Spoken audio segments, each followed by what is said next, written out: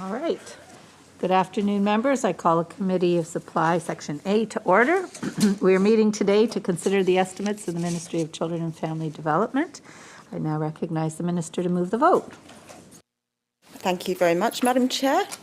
Be it resolved that a sum not exceeding $1,742,045,000 be granted to Her Majesty to defray the expenses of Ministry of Children and Family Development Ministry operations to 31st of March 2023. Minister, do you have any? What's going on? Sorry, Minister, just having a little trouble.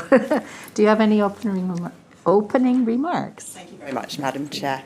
Yeah, I'd like to start by acknowledging that today we're doing our work on the traditional territory of the Lekwungen people, the Songhees and Esquimalt nations, and also to recognise that I represent Chianu Nation as well here in the Legislature.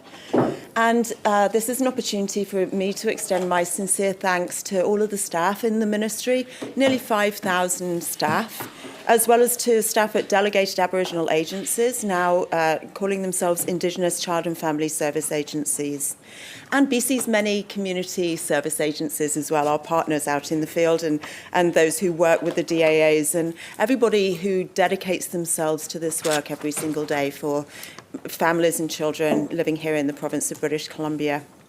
And as we know, the work over the past 2 years has been especially challenging for frontline staff and even more vital as well. And I really acknowledge the dedication and the emotional labour that has gone into supporting children and youth and families during this time of the pandemic, as well as the multiple climate emergencies and the ongoing opioid crisis, the traumatisation for Indigenous peoples as evidence continues to mount on how many Indigenous children forced to attend residential schools never made it home. And a special thanks here to my executive team. We have Alison Bond, my Deputy Minister.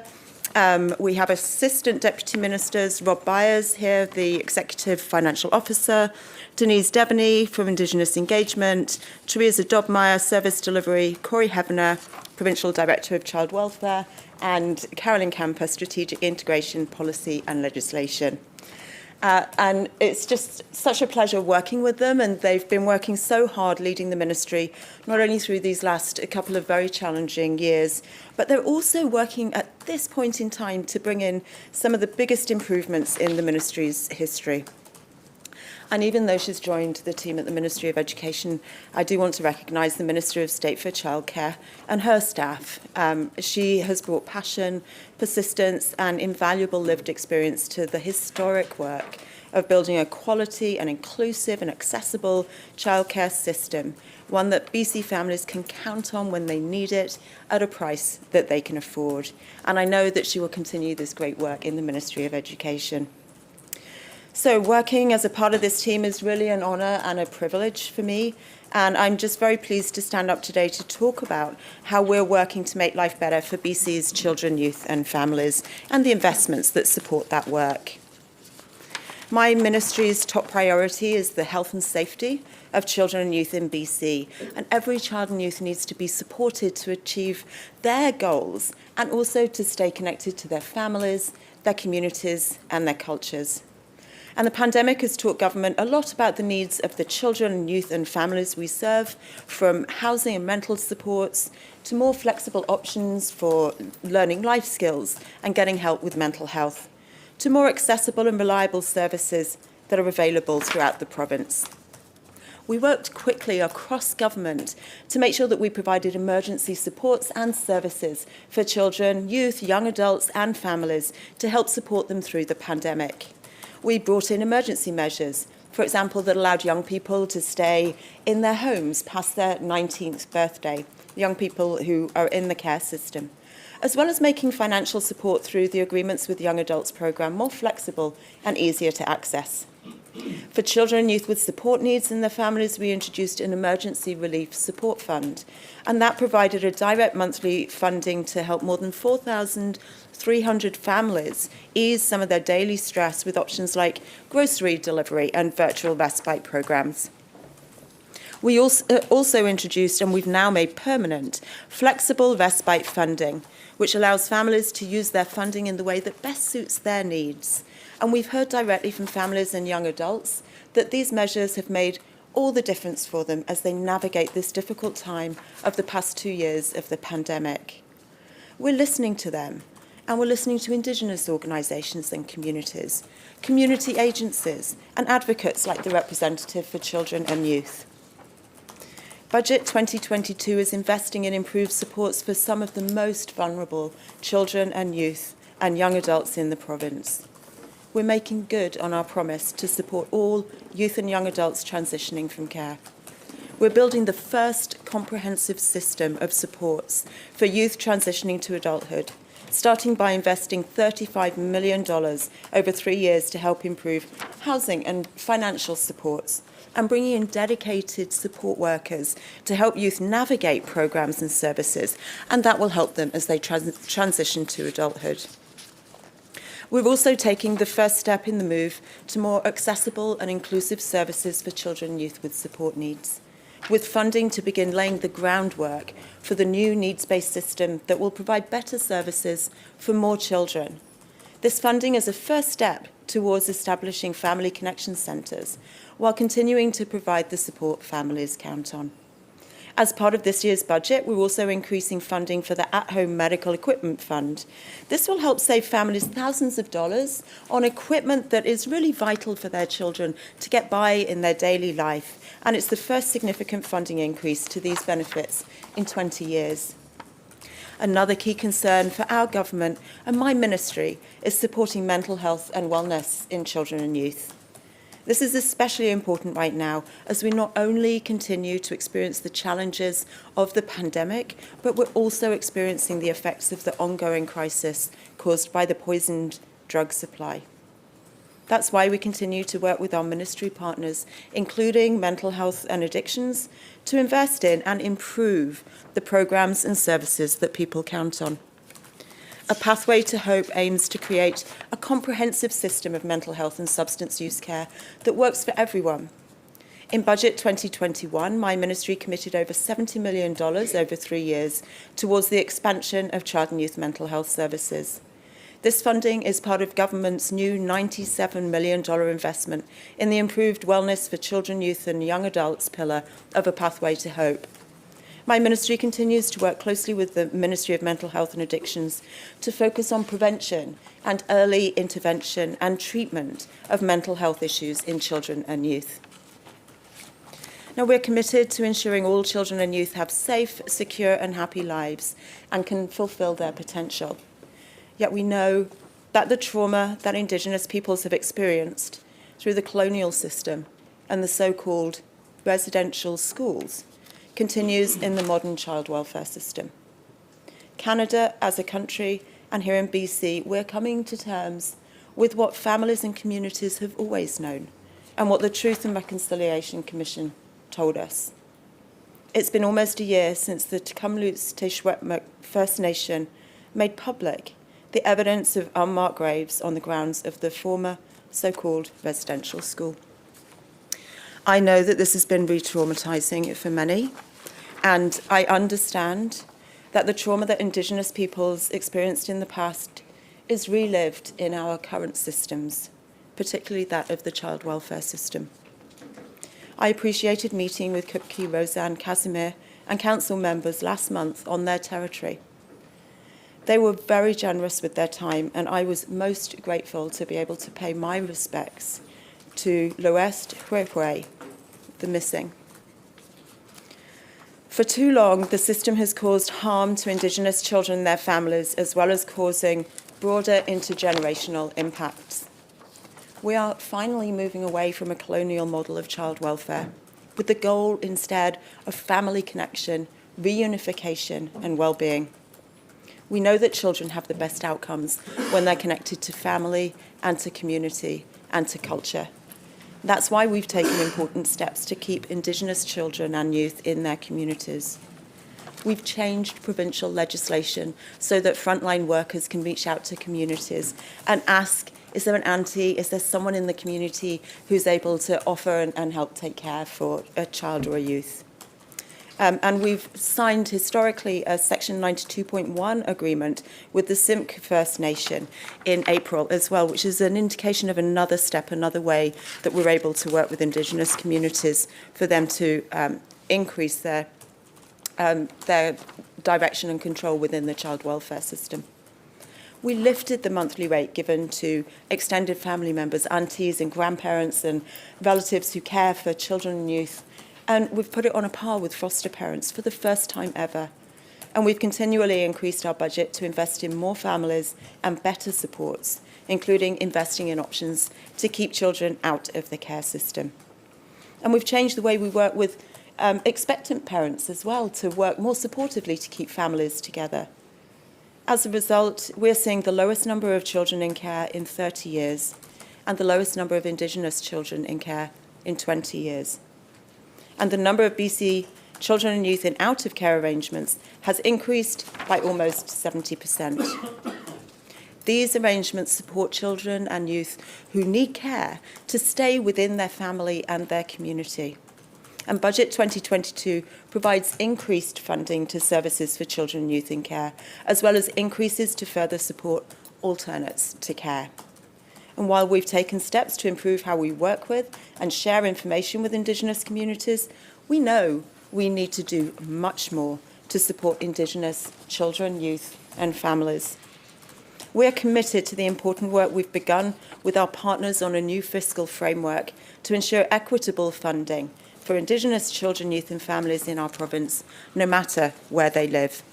And we'll continue working with Indigenous communities and rights holders on returning their inherent jurisdiction over child welfare, services and laws and systems. And we remain committed to helping families stay together whenever and wherever possible. As Minister of Children and Family Development, my top priority is ensuring children, youth and families have the supports they need to thrive.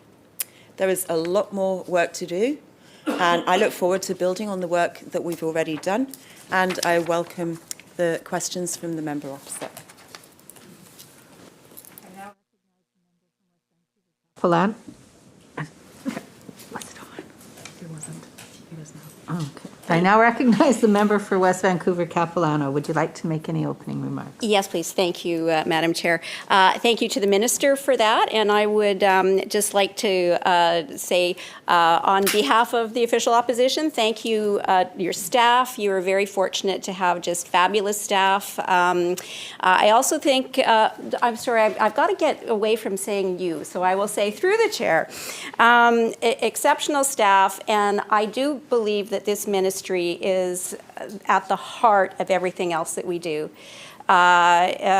Finance, AG, everything else, the whole reason that we're here is to support young people and community and families in community. So I'm honored to be the critic on this file, and I'm sure the minister feels honored to be the minister on this file. It's just such an important one.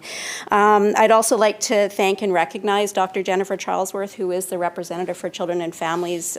She does exceptional work, and I know that this is a very difficult and very emotional ministry to be supporting.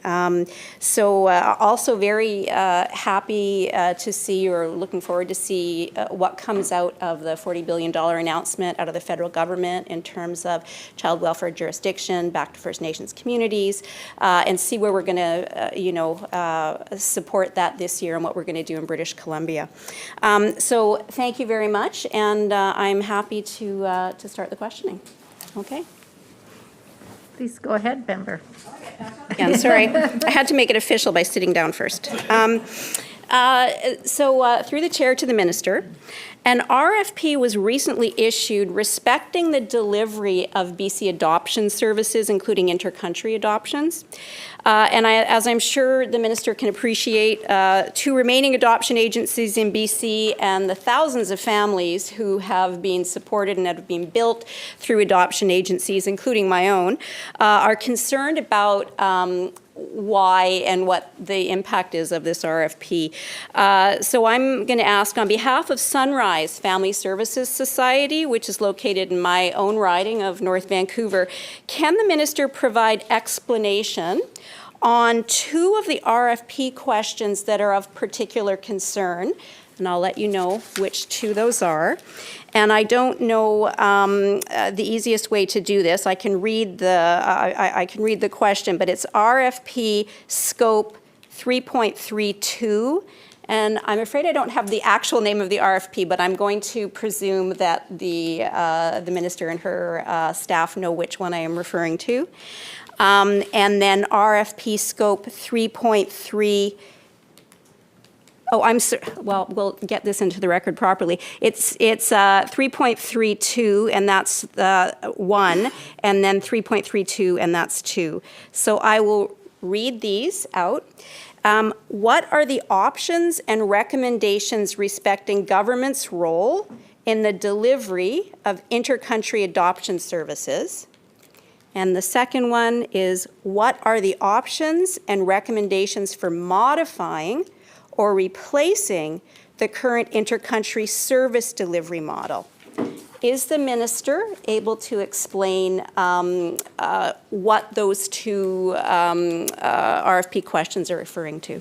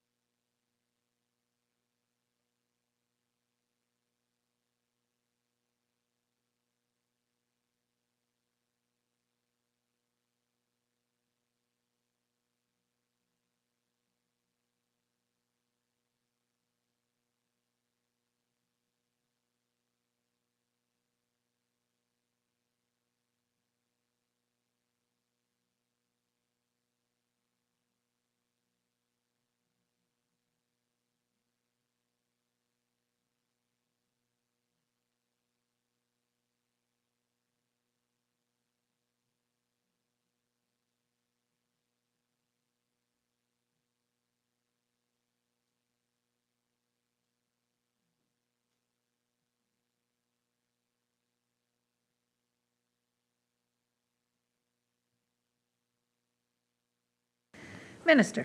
Thank you, Honourable Chair.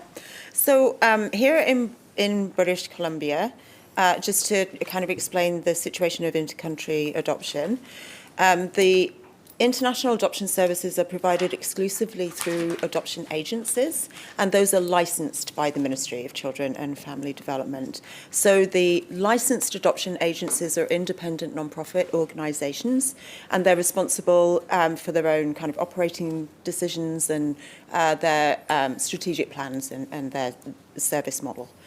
So the Ministry is undertaking a regulatory review of inter-country adoption services, and so the RFP that you talked about has been posted, and we've now signed a contract with KPMG to actually undertake the inter-country adoption service and regulatory framework review, and that work is ongoing now and is underway now until June 30th, 2022. And in the meantime, international adoption services continue to be available to BC families through the Adoption Centre of BC and through Sunrise Family Services Society. So we've taken this step because many of the ministry's policies and procedures date back to the 1990s. And so there might need to be significant changes, and there probably have been important lessons learned since then. And over the past decade, international adoptions have actually decreased because many countries are choosing to keep their own children within their own borders. So a regulatory review, which is what we're doing, will explore the Ministry's oversight of independent adoption agencies in BC, with consideration for how that landscape might need to be changed and modernised or shifted. And the scope of this review has broadened to examine not only the licensed adoption agency model, but how inter-country adoption services are provided, so that at the end of the day, what we're able to do is to provide the best services and supports for BC families. Member. Thank you to the Minister for that answer. If I can just confirm then, the concern here with, there are 2 remaining licensed adoption agencies in British Columbia, and the one in my riding. Is MCFD exploring bringing all adoption services back into government, including inter-country adoptions? Is that, or could that potentially be the outcome of this review?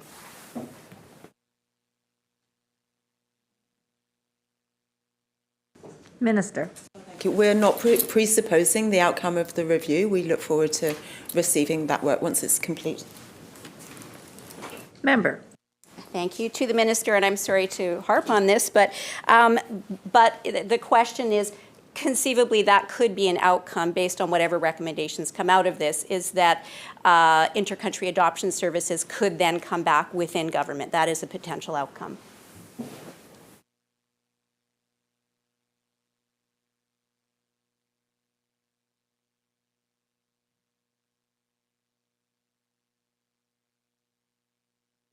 Minister.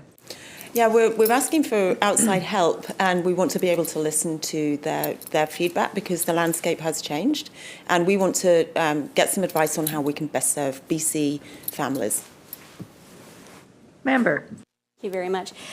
Is there anything in particular to the Minister that has occurred or that the Ministry is concerned about that has led to the decision to do this regulatory review? Anything specific other than just the landscape has changed?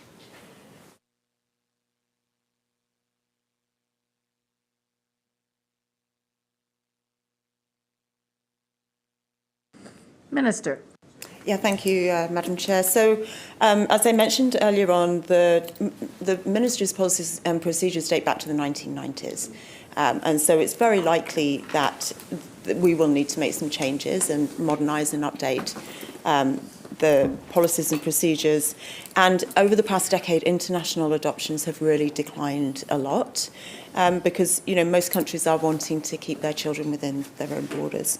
So having a regulatory review will actually provide us some feedback into the Ministry's oversight of independent adoption agencies and help us to adapt to what this shifting landscape is. But, at the end of the day, what we want to be able to do is to continue to provide the best services and supports for BC families. Member. Thank you to the Minister through the Chair. So just to confirm with the Minister, this is not based on public complaints or issues with the quality of placements. There's nothing that is indicated that the system is broken. This is simply a review.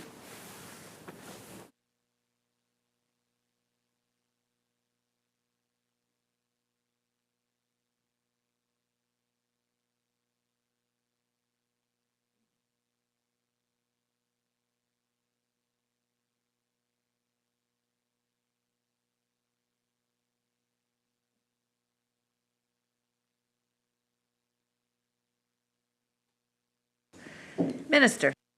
Yeah, the motivation is broad. It is because the landscape has changed and because the policies are so old and go back so far. Member. Thank you, and thank you to the Minister. I'm still not 100% sure, but I'm going to move to the next question. The Representative for Children and Youth recently released a report which is called At a Crossroads, and it identified serious concerns about how MCFD manages its expenditures. It identifies serious fiscal discrimination to equity in Indigenous child welfare. So the representative has made 3 recommendations to the Ministry, all to be completed prior to the end of this fiscal year. So my question to the minister, or can the minister, through the chair, commit to acting on these 3 recommendations from the representative in this report and put changes in place before the end of this fiscal year? And if not, why?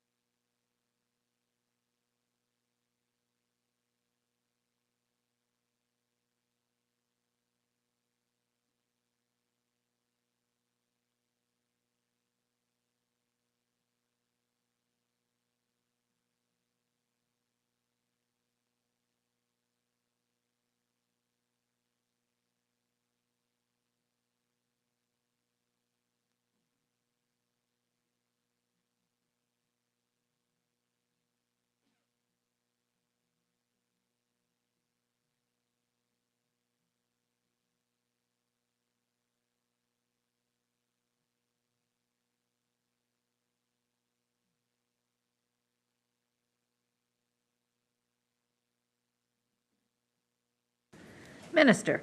Thank you, Madam Chair. So the next step after having received the report from the RCY is to do a thorough review, and we'll then be developing an action plan, and we do that in collaboration with the Office of the RCY, the Representative for Children and Youth. So we're reviewing recommendations, and we have a process that we go through with the Office of the RCY when we receive a report that has recommendations. So that process is underway. But I do want to advise the member, Madam Chair, that we have already started work with the Indigenous Children and Family Service agencies. So we regularly engage with them, and we've started work discussing with them the funding, and we're also working in a tripartite working group with the federal government and with First Nations leadership to develop a fiscal framework, and that work has also already started. Member. Thank you to the minister. A big challenge with looking at the expenditure management within MCFD and within many ministries is the lack of disaggregated data, so that you know where that funding is going. Is part of the work that you are now part of the work the minister is now undertaking. Is that also going to be dealing with that data management and whatever kind of system or modifications you need to make sure you've got that disaggregated data?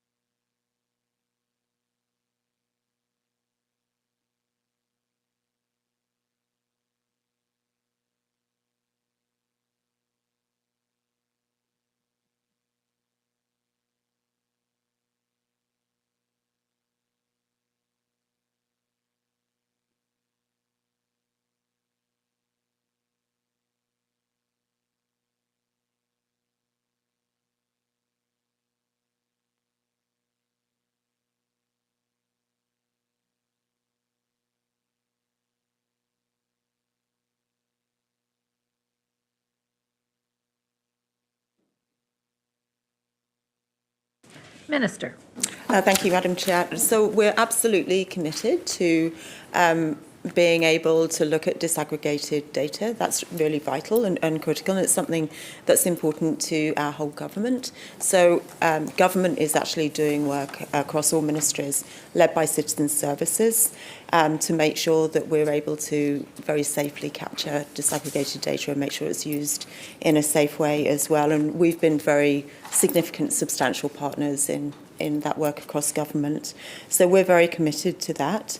Within the ministry, the system that we're developing for our procurement and contract management is something that will also help us be able to augment and improve the tracking of investments through the ministry and outcomes for children and youth as well. So our procurement and contract management system will eventually interface with our integrated case management system, which is where we keep details of children and youth who are being served, and then we'll be able to generate data that are more valuable. Member. Thank you to the Minister.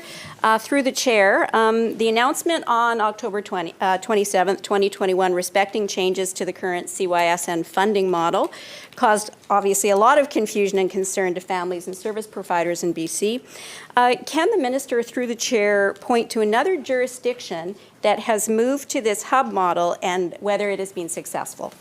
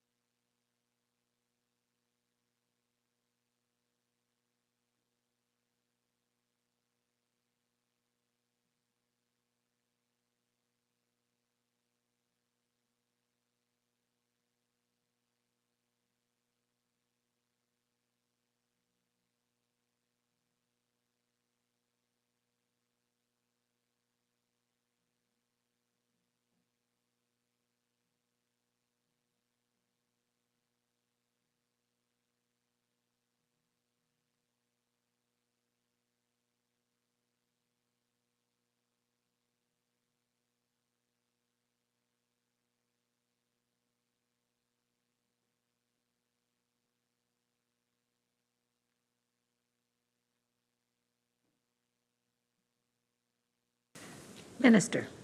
So in Canada, we're the first jurisdiction to build a whole system that is a functional needs-based system. And we're building this very much informed by the many recommendations that we've had from the representative for children and youth. Member. Thank you to the Minister. So just to clarify, what I've heard is that there is not another jurisdiction or someplace that we can look to as a shining example of the success of this program, and that the program is being built based primarily on information that has come from the representative for family and children. If the Minister can perhaps correct my statement if it is not correct.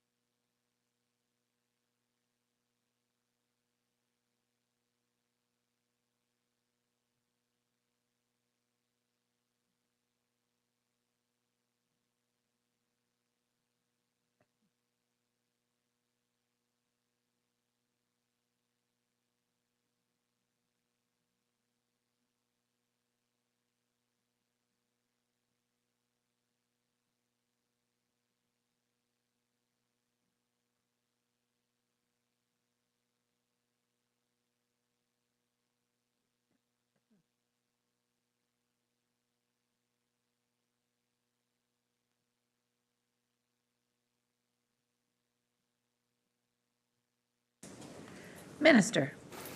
Thank you. So, through you, Madam Chair, I'd say to the member, we have looked at other models, and there has been a lot of information that we have received.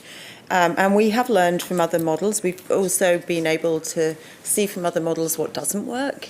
And we've been listening to families as well, families who have been reaching out to the ministry for a long time, not just with doing engagement and consultation formally from 2019, but for many years. The ministry has been hearing from families, from service providers, and also from the representative for children and youth as well. So the representative for children and youth has written a number of reports that have really stress the importance of moving to a needs-based system, and the Select Standing Committee of Children and Youth of the Legislature also in the last Parliament created some recommendations as well, recommending to government to move towards a system of needs-based service as well. So what's really important in the model that we're building here in British Columbia is that it's a functional needs-based systemic response. And so we're building it in order also to meet the needs of families around our province. So working with community agencies, because we know that they know and understand their community and will know how to deliver services in their communities as well. And so we will be able, through this model, to serve children and youth with support needs and serve them sooner. Member. Thank you to the minister. I'm not sure where to go after that response. It is, in looking at the 2019 engagements, 1,500 individuals and families had been spoken to. My understanding is that, Madam Chair, there was never discussion of a hub model. Or anything that looks like the system that has been created now. I'd like to talk perhaps then, if the minister can speak about process. So through the chair, when was the ministry's advisory council, when did they first meet? How many meetings did they have prior to the announced new funding system? Thank you.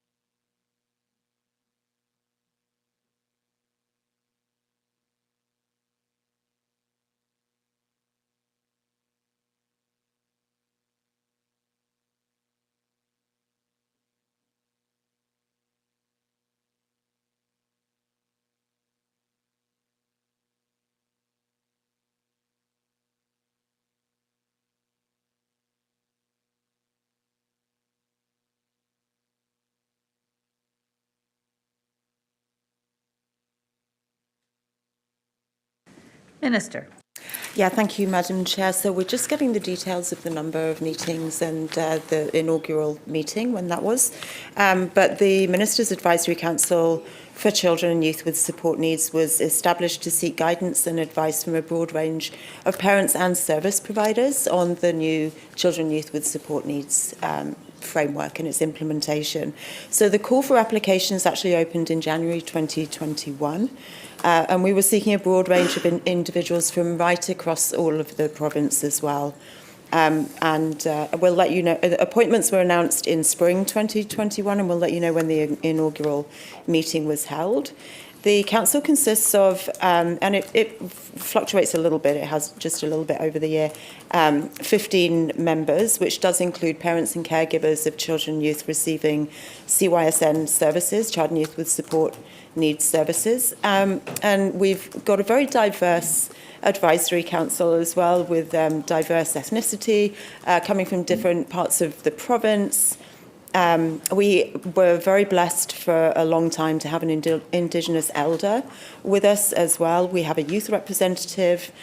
We have representatives from a range of provincial CYSN umbrella organisations as well.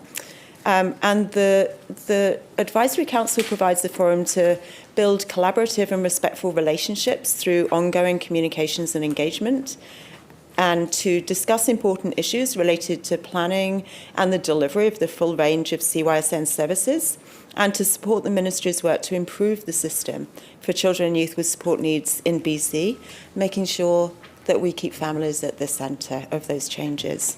And we do meet regularly, and we do have a work plan, so we've all talked about what the content of our future meetings are going to be, and I find it a real honour to take part in the Advisory Council. I really appreciate everybody who's on the Council, who very generously shares their time and their knowledge, their expertise, their lived experience and their insights. Member. The Minister, I read the bios of all of the members of the Minister's committee. It was hard to get a true sense of whether there were actually families with lived experience with children with autism participating. And the ongoing communication and engagement piece was difficult because each of the members participating had to sign a non-disclosure agreement so that they were actually even unable to have conversations with their own organizations and groups about the conversations that were happening. I would like to confirm if what the Minister has just said through the chair, that applications to join the committee opened in January of 2021. Work started or it was announced who was on that committee in spring of 2021.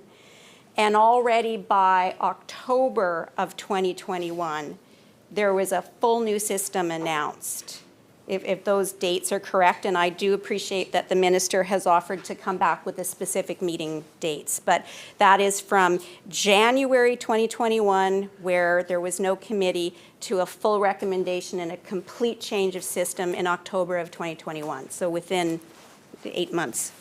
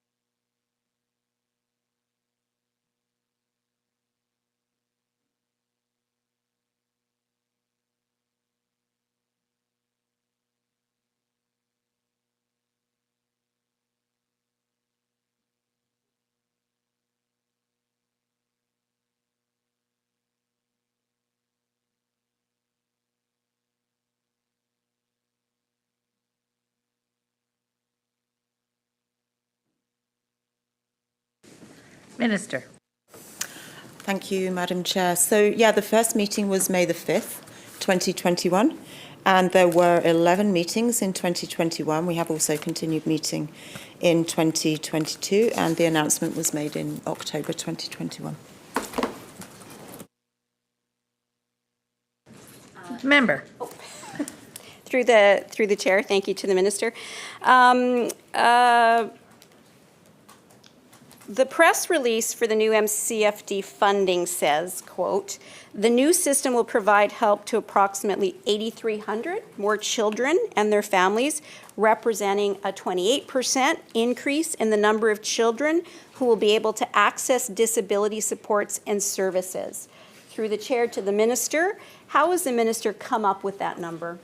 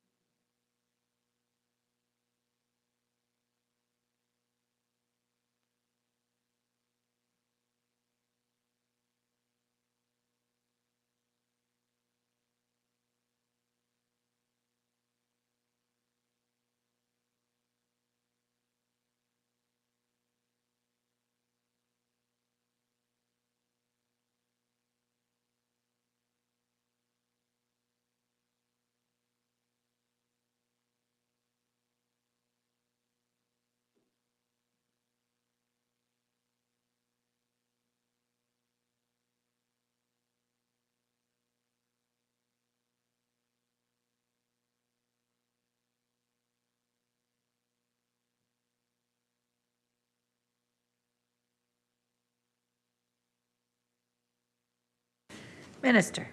Thank you. Okay, so the press release regarding the implementation of the new system across the province that talked about increasing services to more children and youth was based on analysis that had been done in the ministry. So we looked at demographic information, we looked at what is the population of need in British Columbia. So we did that through reviewing multiple models that are used in the public sector. So for example, from information from Community Living BC, school boards, Ministry of Health, Ministry of Citizen Services and Work BC, so a number of different data sources.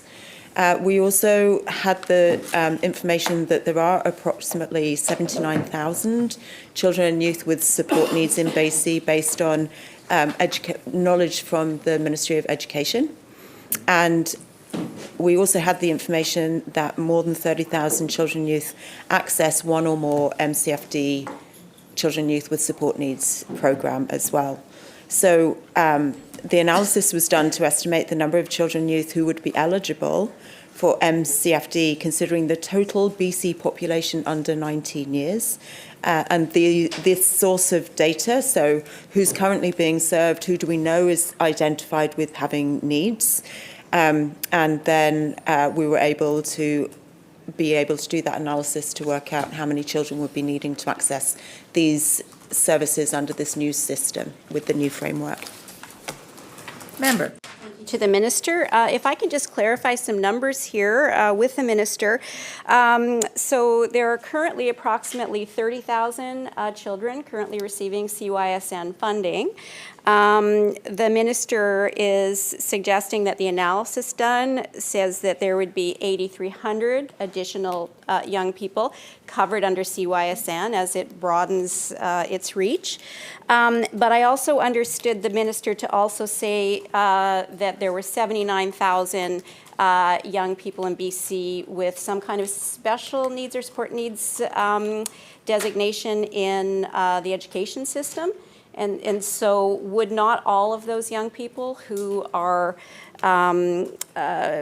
provided with support needs in education, would they not all be able to access the new system?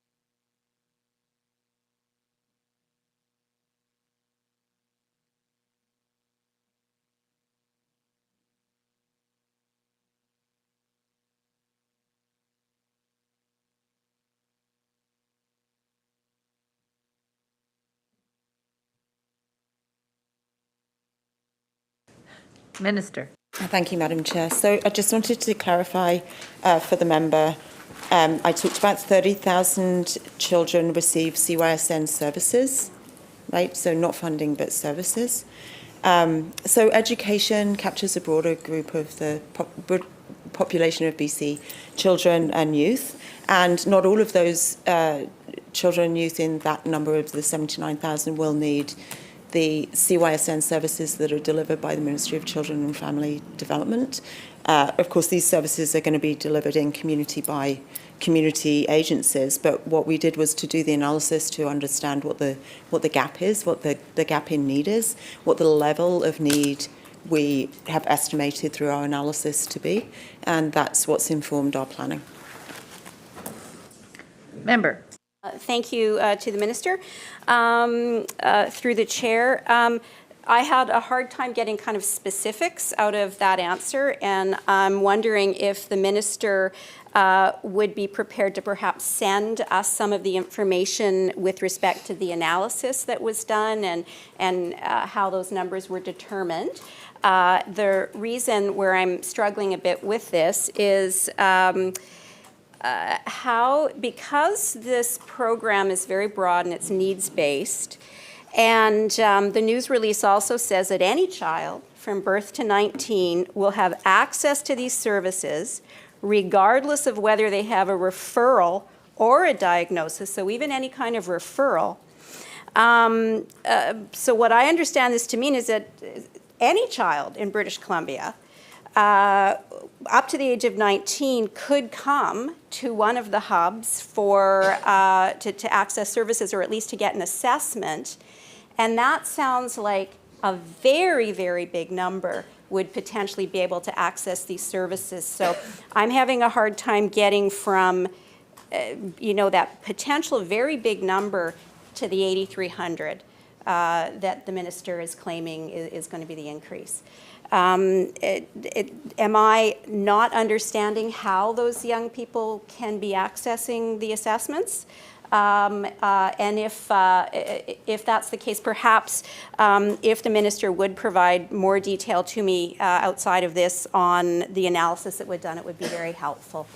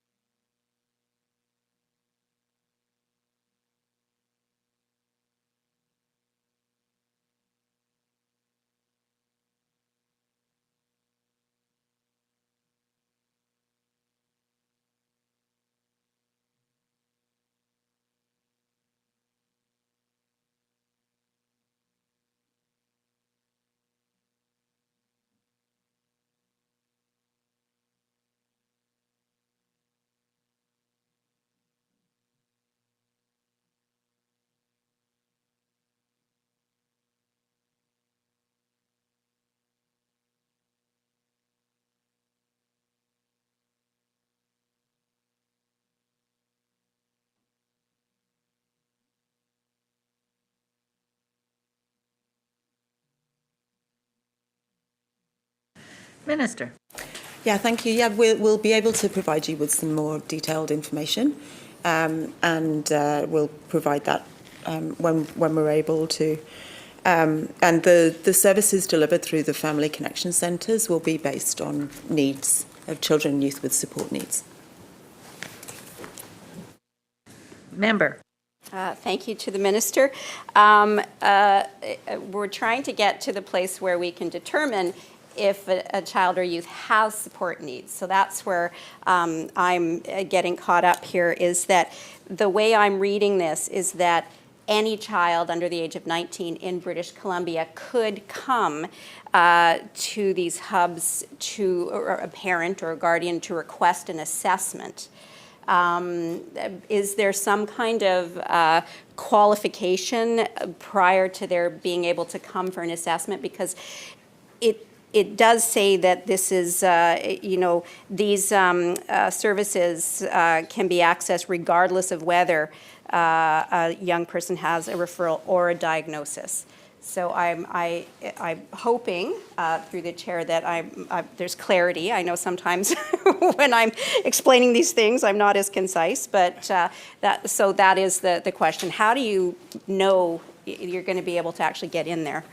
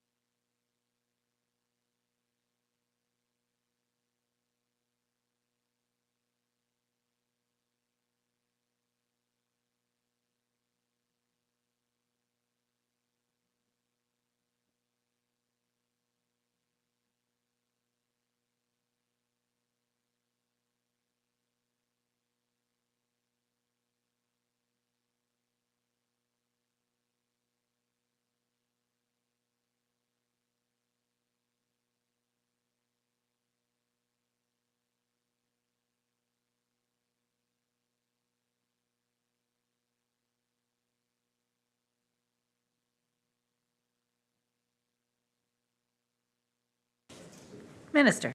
Thank you, Madam Chair. It takes a family to recognise or to think that they have an issue or a concern with their child. So a parent, for example, might think that their child, their 3 or 4-year-old isn't meeting their developmental milestones. So that might prompt them to reach out to their local community agency that's delivering Family Connection Centre services. And so they would reach out to the Family Connection Centre and connect with an intake worker and have an intake process where they would work with that professional and identify what the level of need is. And then if the best type of service to match up to that child is through the Family Connection Centres, because that child has a support need, then they would be connected with somebody there. But if the need for that child or youth is actually for more community-based services, then the worker at the Family Connection Centre will actually be able to help with that navigation and be able to help connect the family with a more appropriate type of service. So it's really very much about identifying the need and finding the most appropriate service. So that might be health-based service, or it might be a community agency that's delivering preventative services in community. It might be education and guidance. being delivered to the family as well. But it really is very much led by the family originally having that concern. But as you say, I mean, it could be, as the member says, sorry, Chair, it could also be through referral. What's really important is that it's not a family having to wait for a diagnosis before actually reaching out and saying, I have this concern, can somebody help me navigate the system? Thanks. Member. Thank you to the Minister. I was going to say I'm going to go on to something else for the sake of time, but there was something that came out of the Minister's answer I just want to clarify. My understanding to the Minister is that one of the reasons that we're doing this is to reduce that wait time. So a young person who does not have a diagnosis doesn't have to wait for the diagnosis before they can access the services. Does the Minister know that there is not going to be a wait list to come into these hubs to even access or get an assessment? With the increase of however many kiddos are going to have access to this, what about an increase in the time that it takes even to get into the hubs? How will that be resolved?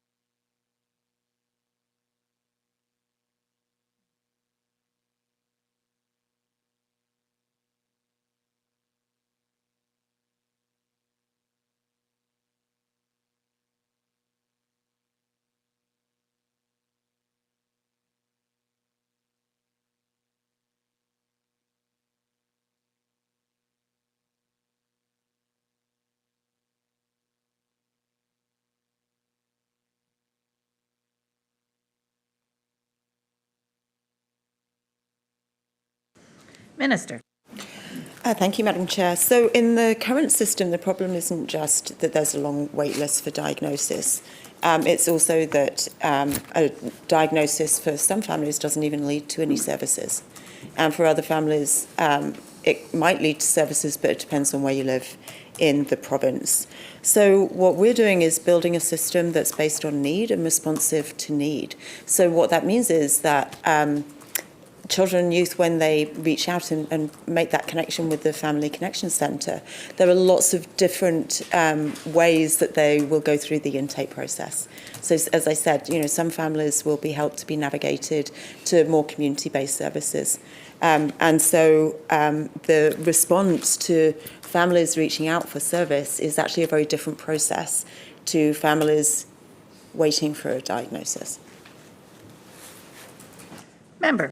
Thank you to the Minister. I will come back for clarification on how long that wait will be, but I'm going to move on to a couple of other questions here. And as many of my opposition colleagues have found out this last year, getting responses on FOIs has been a little bit difficult. So I do have a couple questions here that I'm hoping we can shed some light on with respect again to CYSN. And as we all know, in February of this year, the Canadian Association of Journalists bestowed upon the BC government the accolade of the Code of Silence Award in Outstanding Achievement of Government Secrecy category. So to the Minister, I'm going to walk through a couple of FOIs which have been submitted by opposition, as is our duty to hold government accountable in this estimates process. Last year, the opposition submitted an FOI asking for, quote, CYSN hub model hiring projections and/or anticipated usage data, unquote. Given how integral staff are to ensuring that these new centers are going to be able to function, especially with what we're seeing in the health sector with doctors and nurses, and also it's obviously going to drive the budget and the cost of these centers.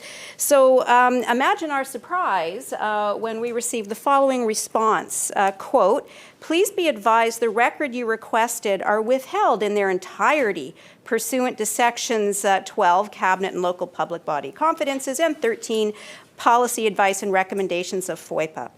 Will the Minister release these hiring projections and usage data to the opposition?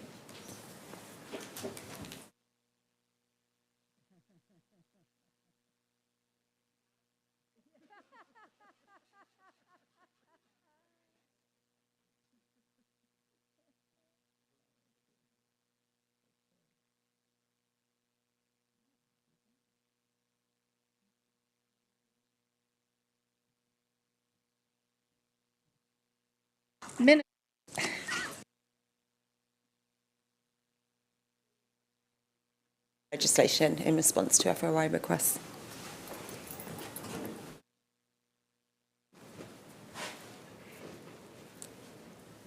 Member. It's a team effort. Welcome to the chair. I find that response troubling. This is an integral piece of information in a system that you are that that MCFD is completely changing. I'm going to refer actually back to from the recommendations tracking sheet, which the representative for Children and Families has available publicly on her website, and recommendations that she made out of Alone and Afraid, Lessons Learned from the Ordeal of a Child with Special Needs and His Families.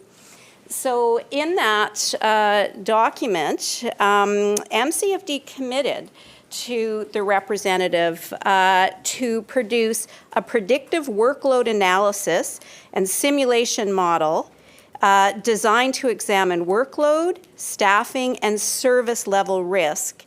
And that was to be made public. So my understanding from that document from the RCY also is that MCFD had committed to have that done by October 24th, 2019. Has this analysis been done? Has it been made public? And is this what is being used in order to determine staffing and cost of these hubs?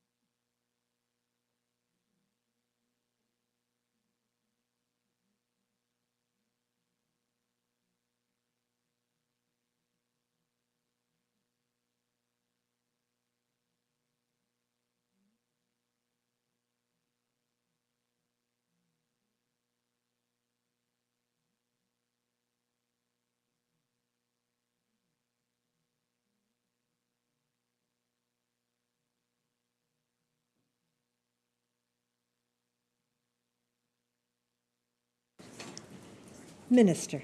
Thank you, Madam Chair. Welcome. We're going to get more specific details for you, for the member. Thank you, Madam Chair, just to make sure that we provide the most accurate response to the member. But the modelling that we did was looking at the availability of qualified professionals and organisational capacity. So, you know, we know that we have many partners and there are agencies and service providers across the province in different parts of the province. And so we looked also at what current services are being delivered, which includes services that we know are being delivered to children with autism, services being delivered through child development centres, other MCFD contracts that provide services to children and youth with support needs, and an analysis of existing contracted services hours per year accessed for types of services was also included.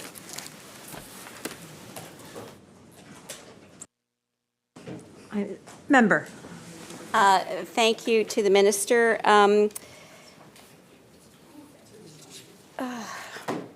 Through the chair to the minister, one of the questions I wonder when information that I believe is fairly simplistic in terms of hiring projections and usage data, perhaps the ministry is uncomfortable based on just some information such as the BC Autism Advocacy, which recently did a survey asking service providers about the new model. And in the question, they asked, with the information you have now, would you feel comfortable working within a hub system managed by MCFD? These are qualified professionals, and these are the exact people that this ministry is going to need to engage and have working with them. The answer to that question was 80.3% answered no.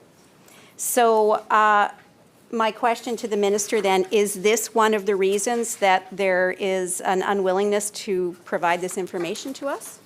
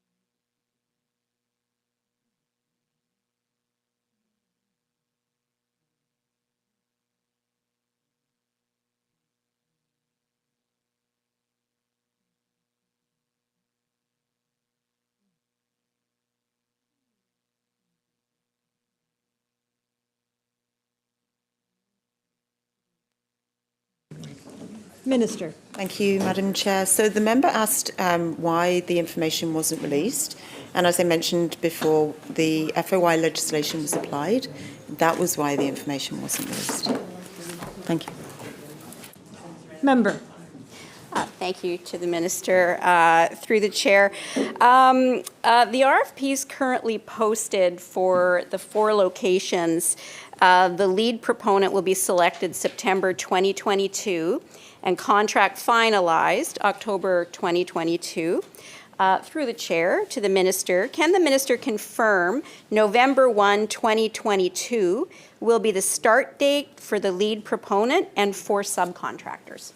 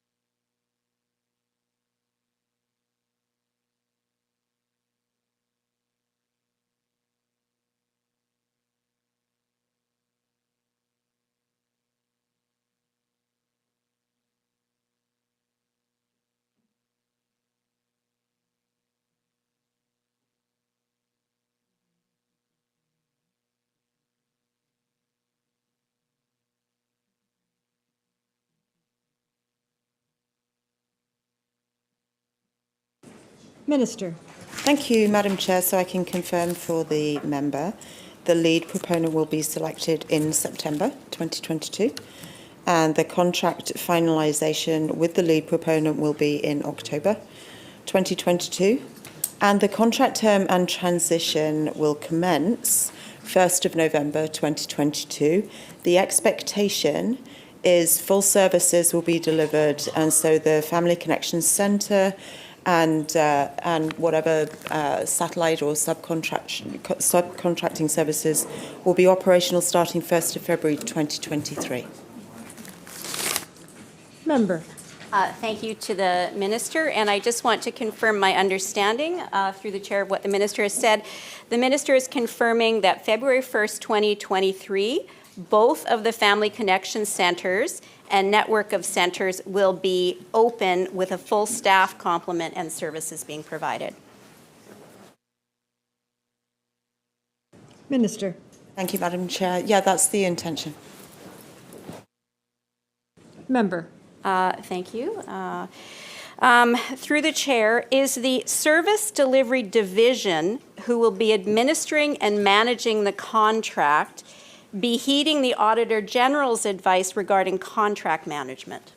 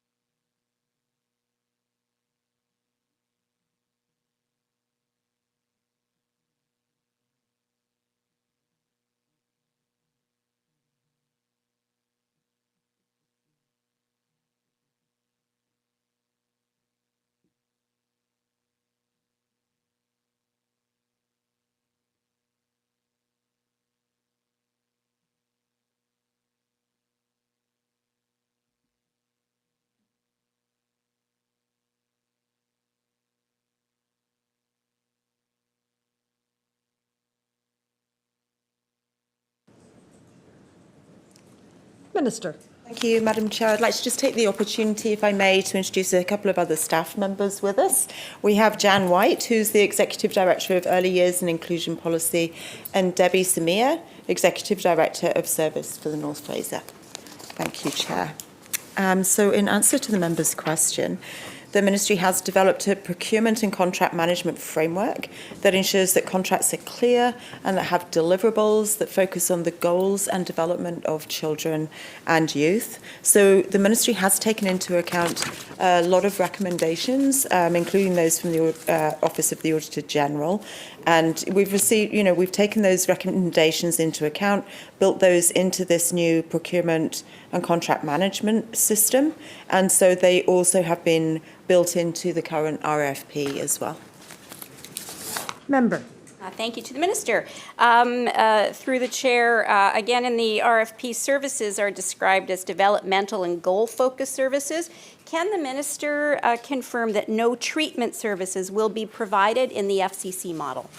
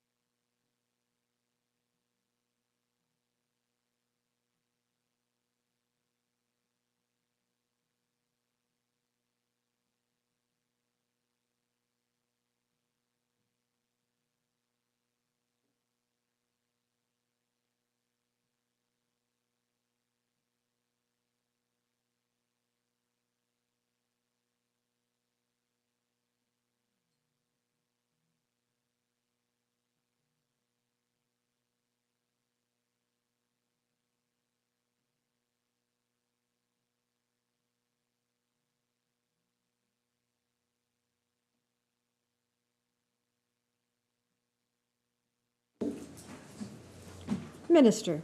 Thank you, Honourable Chair. And so in response to the member's question, the use of the word treatment can mean lots of different things to different people. So I'm going to just talk through the services that are delivered through family connection centres under the developmental services and goal-focused services. So, for example, under developmental services, that can include education and guidance, developmental screening, developmental monitoring, and under goal-focused services, these are designed for children, youth and their family who have identified functional needs. So the services delivered would include support planning, assessments, family support, behaviour and skill building supports, intervention, and there will also be mental health supports and clinical mental health supports delivered alongside children and youth with support needs services. Member. Thank you to the Minister. Will the Minister confirm that only those children, through the Chair, only those children and youth currently receiving services by the Ministry or their service providers will be the only ones provided services starting February 1st, 2023? So only the existing families and children accessing it in February.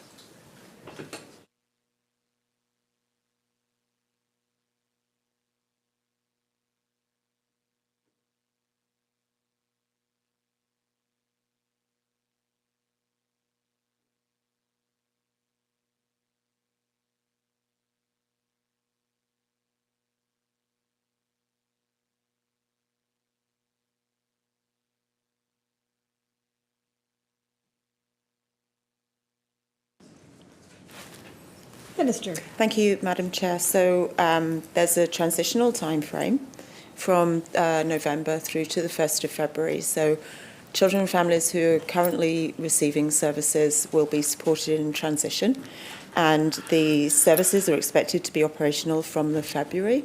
So that's the needs-based system for children and youth to be able to access services.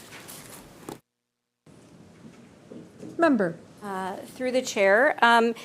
So I'm understanding that it would then be open to any child or youth who would previously have gone through the diagnosis and the CYSN. Anyone who's not currently in that system, they can start to access the services on February 1st, 2023. Maybe I will just add on to this. If the minister can confirm, quote, mitigating barriers to access, unquote, includes a child or youth who's not currently receiving services and are part of that 8,300 announced in October, if they are able to access the services starting in February.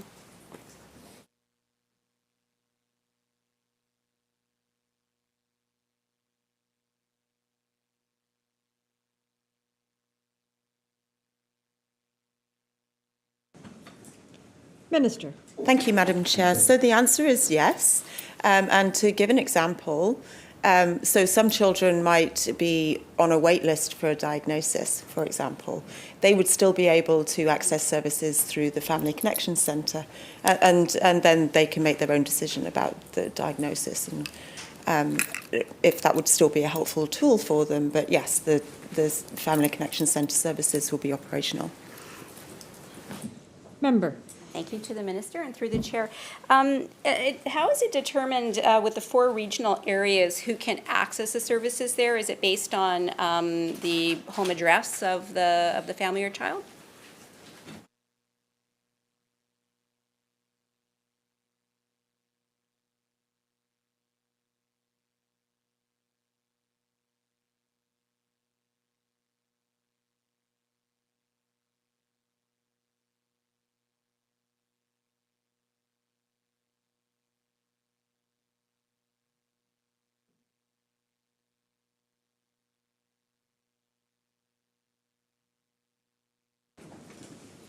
Minister. Thank you, Madam Chair. So the service delivery is based on geography. And of course, we would expect services to have to take into account special needs if they do arise. We do understand that the lives of families can be fluid. Member. Thank you, and through the chair. Under operation deliverables includes caseloads, and I quote, the aim for cases per therapist to align with a shift away from the concept of one-to-one intervention as the only option through maintaining caseload numbers as per relevant professional practice guidelines, unquote. Can the minister confirm only group therapy will be provided for behavior intervention and other therapies?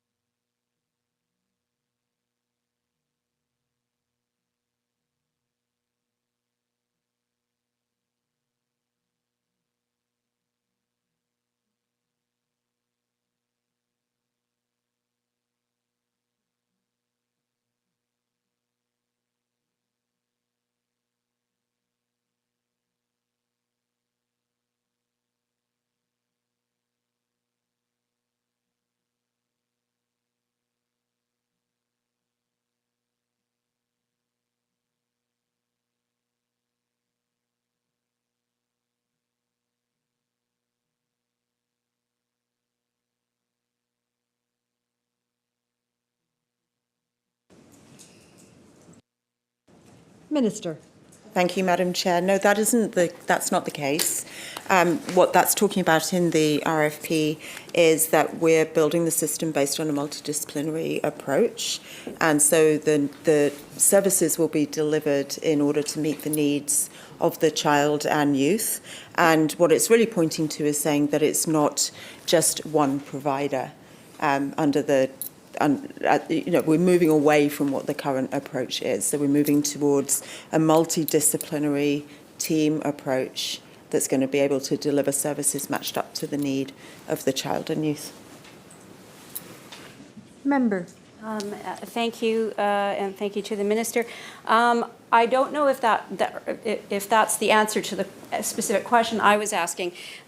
Is this the idea of the one-to-one therapy with a child? Is that moving now so that children can only access therapies in group settings? Or are they still able to access, which many children do now, one-to-one services with their service providers? Minister. Thank you, Madam Chair. So no, that isn't the case. The services that will be delivered to children and youth will be based on their needs, and there are lots of different modalities that will be used. So one-to-one services where that's what's needed by the child will be delivered. There will also be opportunities for services to be delivered virtually, maybe outreach services, in-home services. There might be a satellite service, for example. So because of using the Family Connection Centre model and a multidisciplinary team, it's possible to be able to provide that circle of care that really meets the needs of the child and youth. So that's the shift that we're making sure that we have the services delivered by the professionals who are best suited to meet the needs in the way that the child and youth and family best need those services to be delivered. Member.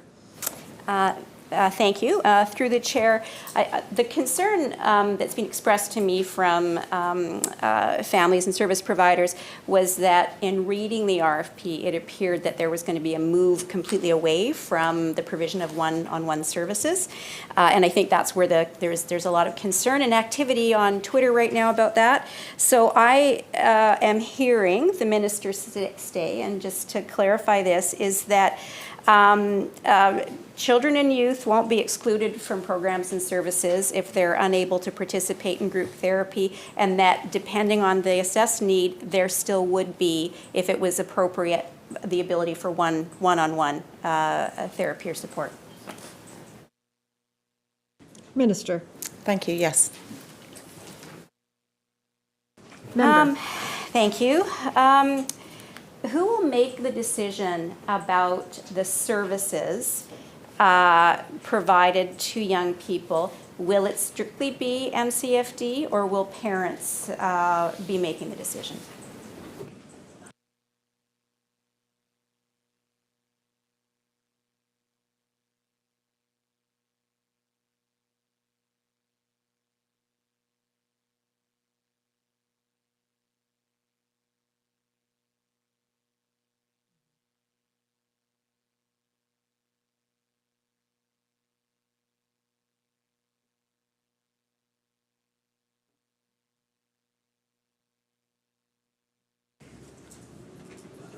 Minister. Thank you, Madam Chair. So no, it's not MCFD at all.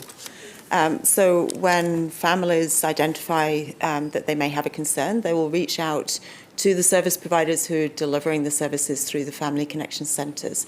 So those services will be delivered by community agencies, and the community agencies will know their community and know how best to deliver services that are accessible in their community as well. So the first point of contact would be an intake worker who is employed by the community agency that's delivering the Family Connection Centre services.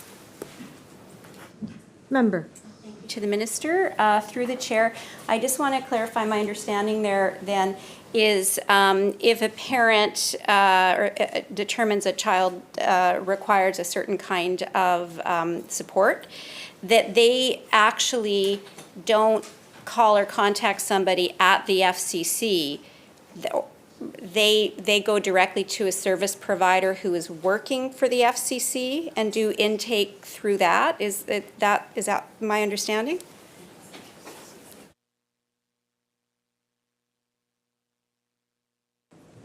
Minister. Thank you, Chair. So the services are delivered through the Family Connection Centre. And so a family will reach out to the Family Connection Centre. I was wanting to make it clear that the services delivered through Family Connection Centres are delivered by community agencies. Member. Thank you to the minister that I had misunderstood the answer and thought that there was yet another spoke on there. So in a letter to the minister, concerns with the use of the Vineland and Petticat screening and identification tools were expressed. The letter was signed by 34 BC organizations, and I will quote from the letter, Madam Chair. There is also much concern about the proposed needs assessment tools. More robust consultation needs to be done to ensure that the tools being used to assess needs will not cause harm or exclude children and family from supports and services that they need. We feel that assessors should not serve as gatekeepers, but instead open the door to exceptional support for all children and youth who need it. We are concerned the hubs will not accomplish the latter. Through the chair, will the minister confirm there will be meaningful consultation on these proposed assessment tools?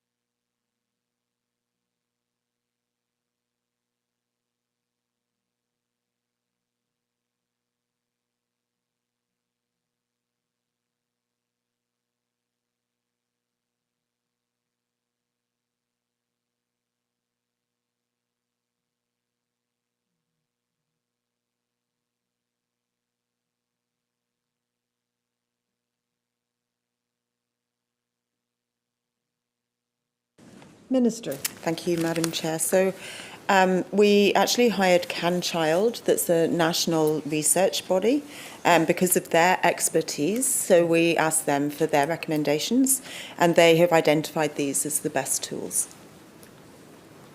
Member. Thank you. So I understand from the minister that no consultation outside of the recommendations from CanChild, no consultation will happen with service providers in British Columbia that will be involved in this?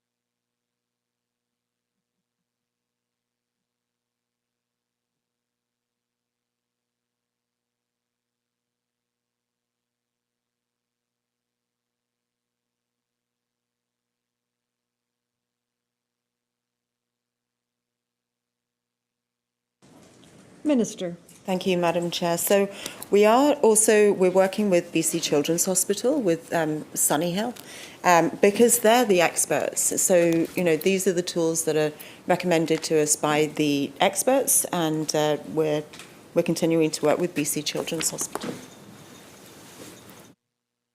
Member. Thank you, Minister. Through the chair, from the RFP, I quote, the ministry has embraced its commitments and obligations under the United Nations Declaration on the Rights of Indigenous Peoples, codified in BC's Declaration on the Rights of Indigenous Peoples Act, to engage with Indigenous peoples and rights holders. The province is developing an engagement process to build and implement a model of CYSN service delivery that meets the need of Indigenous peoples. To quote UBCIC, while British Columbia claims it did consultation in 2019, that consultation was not on this specific proposal, was not with First Nations, and does not come close to meeting the basic standards of the UN Declaration.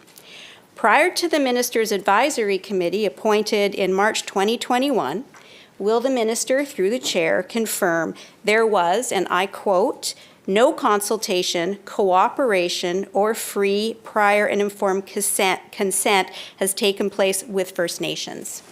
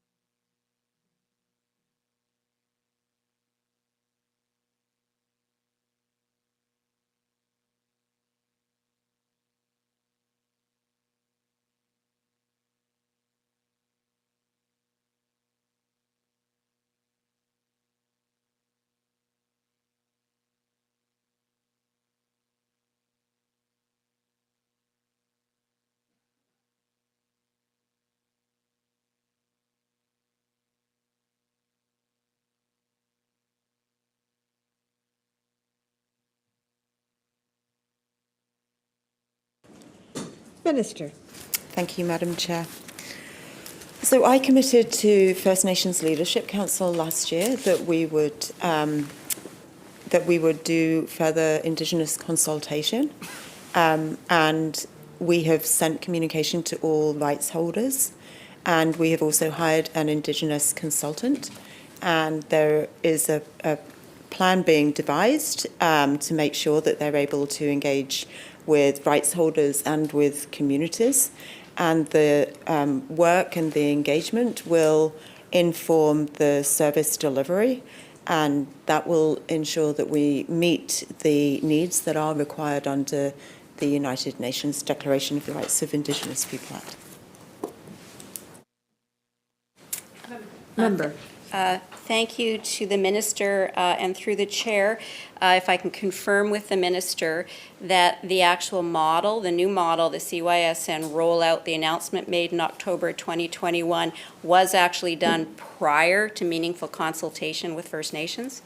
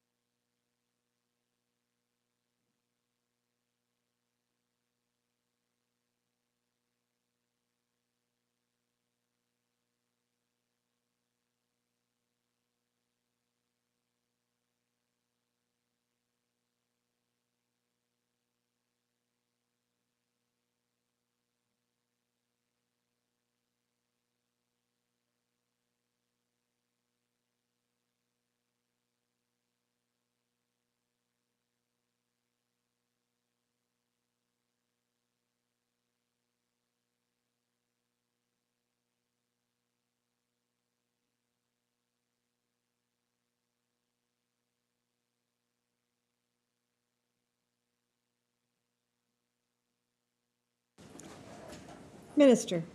Thank you, Madam Chair.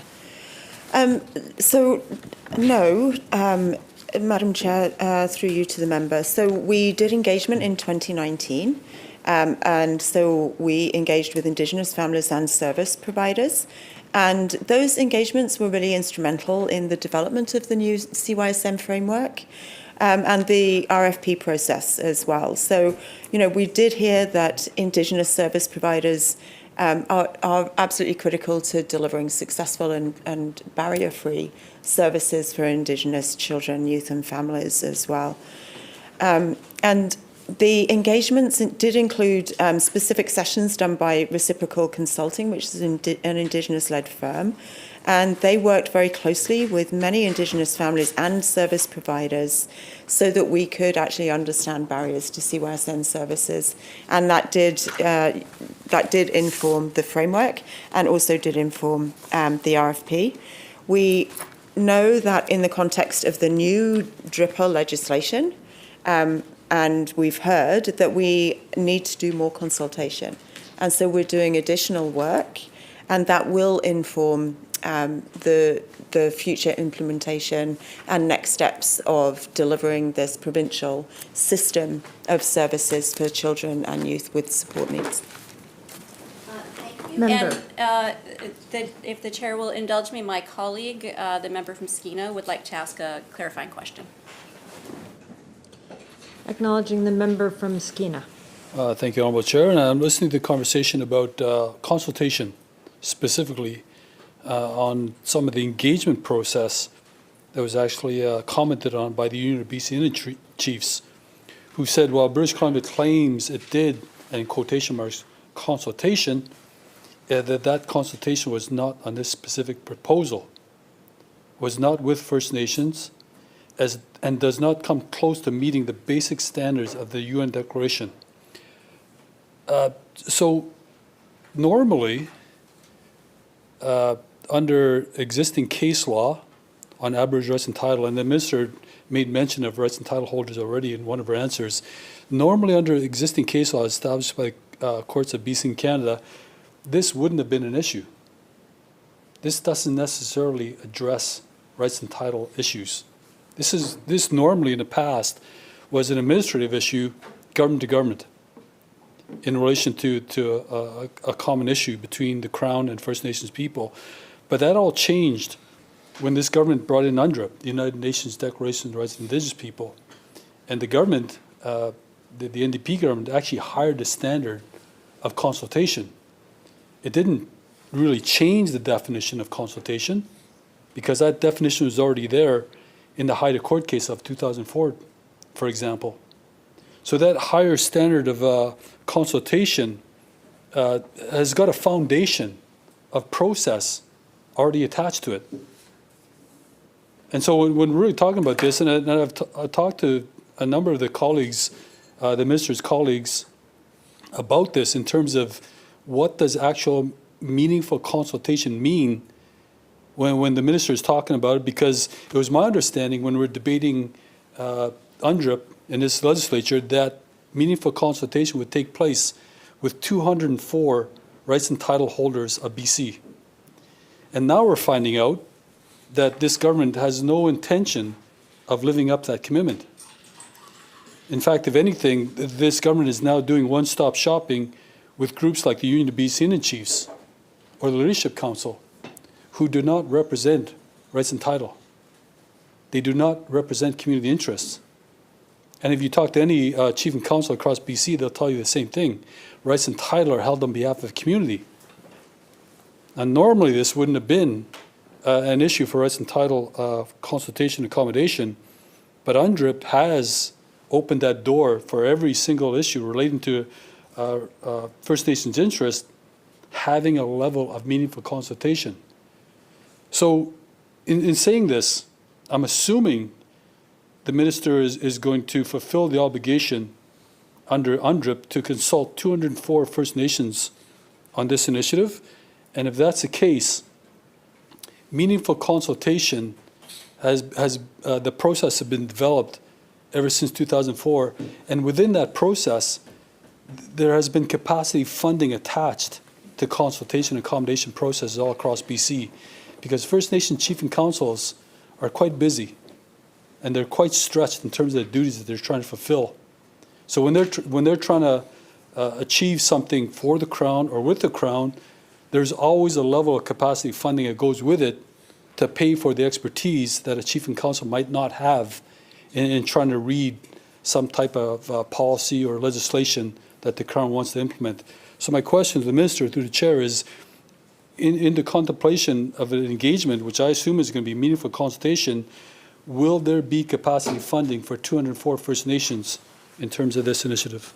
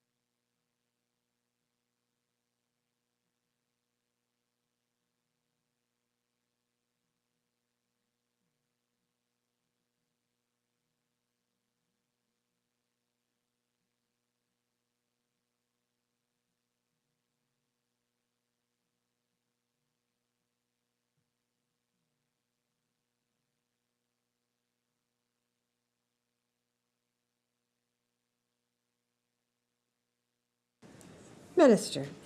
Madam Chair. Well, we do take this responsibility seriously, and actually, even just the work with our ministry, there is a lot going on. I do acknowledge that there are changes going on, just even in my ministry, let alone across all of government, and communities to varying degrees will have different areas of interest in wanting to be very closely engaged and consulted. So within our ministry, we actually wrote to all of the communities, rights holders, to explain that we want to maintain a good way of keeping in communication with communities and keeping the communities updated on the work that's happening in the ministry and on how communities will be able to engage with the ministry and what opportunities there are as well, and to provide a contact number and a really easy way for whoever from the community to actually connect with the ministry on what particular initiative they would have expressed interest in. So we've started writing newsletters and bulletins that are sent regularly. So in February 2022, we sent a newsletter out. This is to all nations, all communities. In March 2022, we sent out a bulletin. In May 2022, again, we sent out a newsletter. And in each of these, there was some information provided related to the implementation of the Children and Youth with Support Needs framework implementation. So we're continuing to make sure that communities are aware of the work that we're doing. And in particular for children and youth with support needs, we've hired an Indigenous firm to do the consulting to make sure that there are ways to appropriately find ways to accommodate and to facilitate the effective and meaningful engagement and consultation on the implementation of the framework. Member. Thank you, Madam Chair. And I thought we covered that. The question was capacity funding in terms of consultation of what is an issue between the Crown and the First Nation.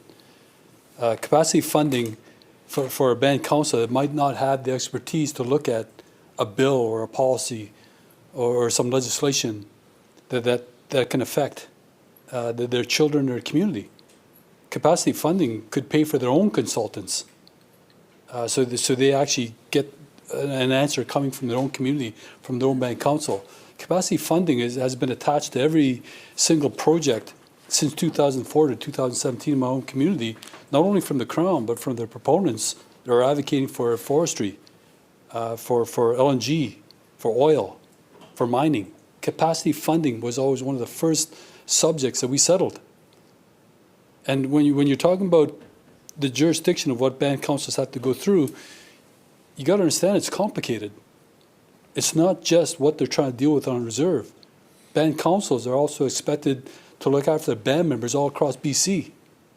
In my case, they're mainly situated in Vancouver, Victoria, Prince Rupert, Terrace, Alberta, Washington State. Because they're on the band list, the band council has a responsibility to them, including their children. So they're trying to look at 20 issues per day, and they see the idea that somehow some consultation is going to affect their citizens, or more importantly, their children, is what we're talking about here. Is there a level of capacity funding for the 204 bands so they can actually engage on their own terms on issues that affect them? Will there be capacity funding offered to the 204 bands of BC so they can be meaningfully consulted and actually return that engagement on a level playing field?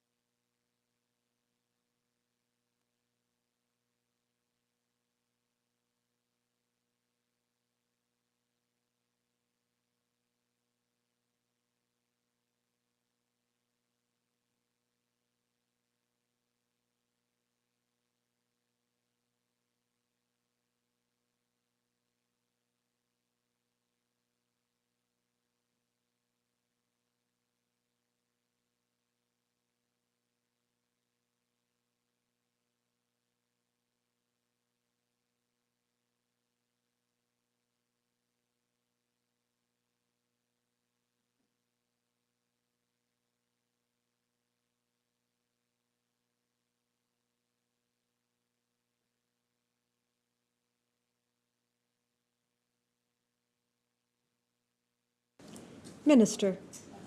Chair, so my ministry does not have a line item for capacity building. We don't have the funds for capacity building. The mandate of my ministry is delivering services. There are grants that are provided by my ministry directly to communities, but that is for services. Thanks.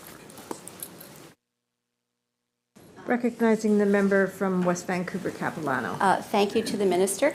The question was about capacity building. What I would like to do is ask if perhaps the minister's staff could take that away to determine under UNDRIP, does government provide the funding to ministries to provide to these First Nations while consultations are happening? So if I may ask them just to take that away and provide that back to us. Minister. Yes. Thank you, Madam Chair. Member. Thank you. And through the chair to the minister, has a GBA plus analysis been done for all 4 locations and the hub model, and has it been done for all the centers to open in 2025?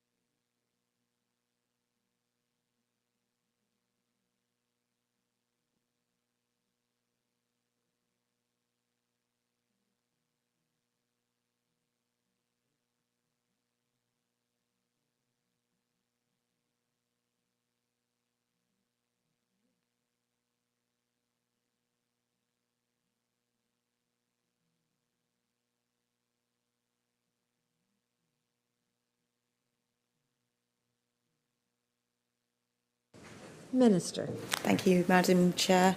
So, yes, GBA plus analysis is applied. In fact, the values that underpin GBA plus, gender-based analysis plus, really drive the work of our ministry. We really want to meet the needs of vulnerable and underserved children, families, and their communities as well. So that was a real driver, actually, of moving towards the new model, because we had observed and been told about all of the gaps that existed in the children that were getting left behind as well. So in particular, for example, we were looking at underserved communities. So, there are many families experience many barriers in the way that the current approach is designed and delivered. So maybe immigrants, people with English as a second language, and many communities who don't approach traditional and some might say colonial services as well. And we know that there are children and youth with diagnoses who are not served. And of course, we know that there's a delay in waiting for a diagnosis as well. And low-income families, for example, who really struggle with the model of having to be able to pull together different services and case manage different services in order to meet the needs of their child and youth. Low-income families who are maybe trying to get 2 or 3 different jobs, might have several children in the house or have an elderly relative to care for as well. And really thinking about the burden there between men and women carers as well. And remote and rural communities too. Again, with the current approach, even if your child has a diagnosis in many parts of the province, it's not possible to pull together those services because they're just not there. So one of the early implementation areas is in the Northwest, where we know that the communities there are underserved. And the model is based on community agencies delivering these services in their communities. So the community agencies know their communities well and know how to create a network of services that are accessible and that will be available throughout their area as well, so that we know that by building this network of family connection centres, we will be able to get those services to families who are in those underserved communities, who are in rural and remote communities as well. So the gender-based analysis plus lens has very much informed the work that we're doing that will result in a system across the province that will serve more children and youth, and because of not waiting for a diagnosis, will serve them sooner. Member. Thank you to the minister. So the GBA plus analysis is being done. That's good. Next, I'm going to ask the minister through the chair about some of the concerns I've heard from service providers. Does the minister believe that small and independent service providers will not be disadvantaged by not having substantive resources or experience to respond to an RFP?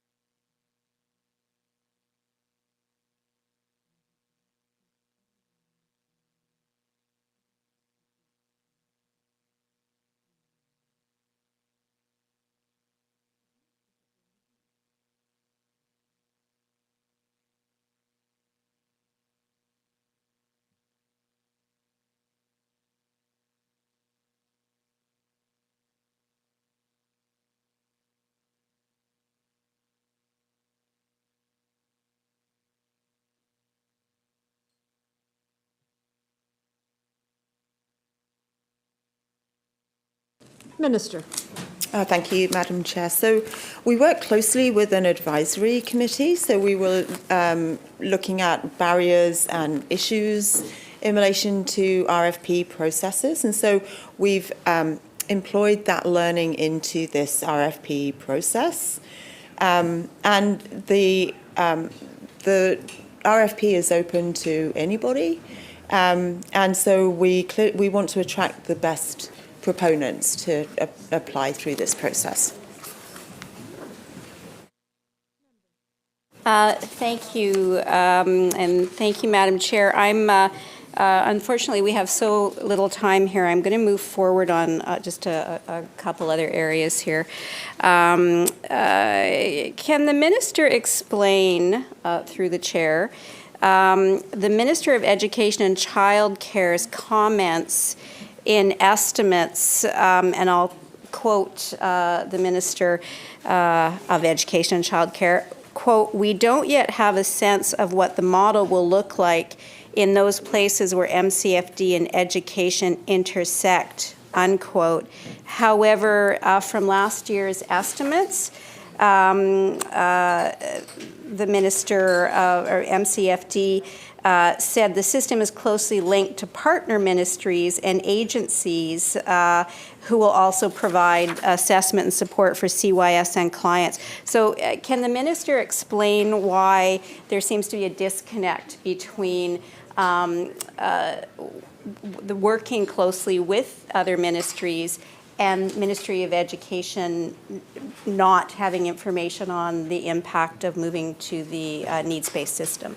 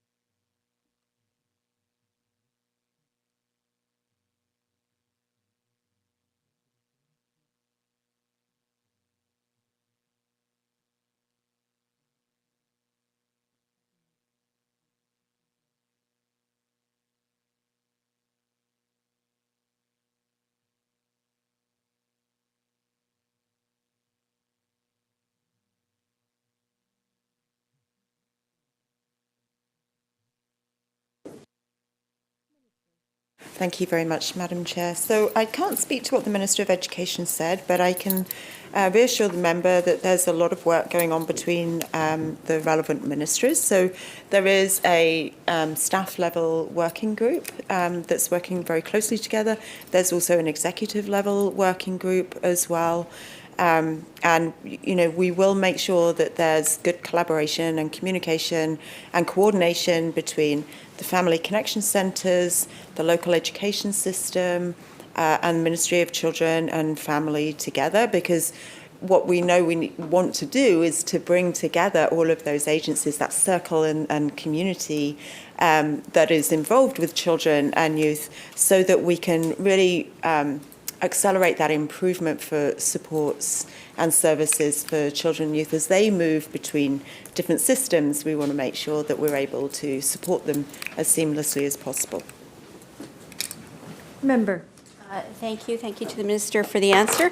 There still is a disconnect between MCFD no longer requiring designations to receive service, and yet the Ministry of Education still requiring medical diagnoses in some ways in order to be able to access supplemental funding. I'm going to quote again, just from estimates from several weeks ago, the Minister of Education and Childcare, quote, "Just to clarify, I think the first point to be clear on about with respect to the K-12 system is that we do have a system that's driven by assessment, that's driven by medical diagnosis. That is required in order to access supplemental funding. That is not changing as a result of changes to MCFD, and what happens in K-12 on this question is not dependent on what happens with the changes that are being contemplated in MCFD." So my question through the chair to the minister is, will parents have to then go out and seek and pay for their own medical diagnosis so that they can then have their child access supplemental funding in the K-12 system? Minister. Thank you, Madam Chair. That's a question for the Ministry of Education. Thank you to Member, sorry. I'm just so quick. I appreciate that that is a question related to education. But my understanding and what the minister has stated is that there is collaboration going on between these two ministries. There's obviously a significant intersect in young people with support needs, and education. And so I believe that the minister and the ministry should be able to answer the question in terms of what conversations have happened and what is MCFD going to do to respond to the process and system that the Ministry of Education has in place now.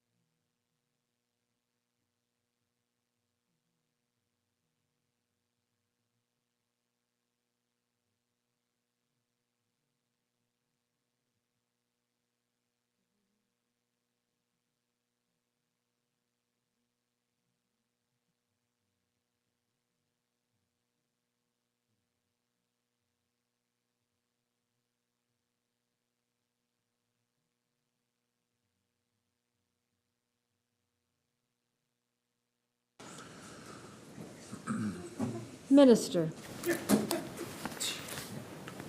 Thanks, Madam Chair. So the early intervention programs will support children and youth before they are even into the education system. And of course, because the family connection centres will support children and youth before they have a diagnosis, they will be able to deliver those services as soon as someone has a concern about a child. Then they'll be able to receive those services, whether they're waiting for a diagnosis or not. And a diagnosis might be a useful tool in future planning for, a wraparound plan for a child or a youth. And then when children and youth are entering into the education system, the services that are being delivered, the primary support coordinator will be able to support and assist that child and that family with that transition into the education system. And then if that child, as they continue through their education journey, continues to need services from the family connection centres, because these services will be 0 to 19, they will be able to continue receiving those services that will be delivered in whatever way works best for that child and family. At the same time, those services won't detract away from anything that might be offered and provided and delivered within the education system. And indeed, the primary support coordinator from the Family Connection Centre will be able to build that relationship with other key people in that child's life and community. So that would be maybe a key contact in the education system and in other systems, in the health system or in whatever community-based services and activities as well. So one of the things that's really important about this model is having that primary support coordinator who is the lead contact with each family for the services at the Family Connection Centre, but they're not delivered in isolation. They're delivered in that circle of care of that community for each unique individual child and youth. Member. Thank you, Madam Chair. The reason I was raising the concern is because the CYSN funding, which has up to this point required the designation or the diagnosis, is also what is used in the K-12 system in order to access classroom supports. So that was the concern. So I just want to ensure that the ministry is working with education so that there's not a gap there. But I'm going to move on to my next question. Through the chair, can the minister walk through the current staffing level in the provincial office for domestic violence and note any vacancies if there are any?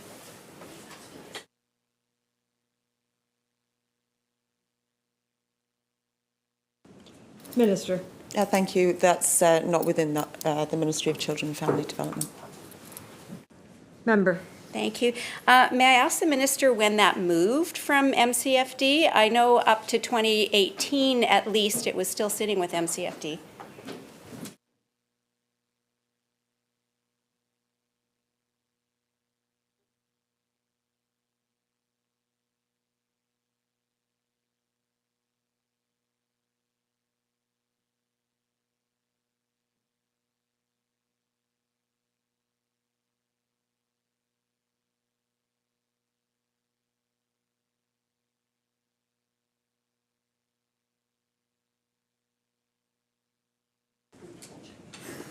Minister. Thank you, Madam Chair. We're just double checking the answer to be able to provide that to the member. Thank you very much. That's a surprise, and it's good to get some more information there.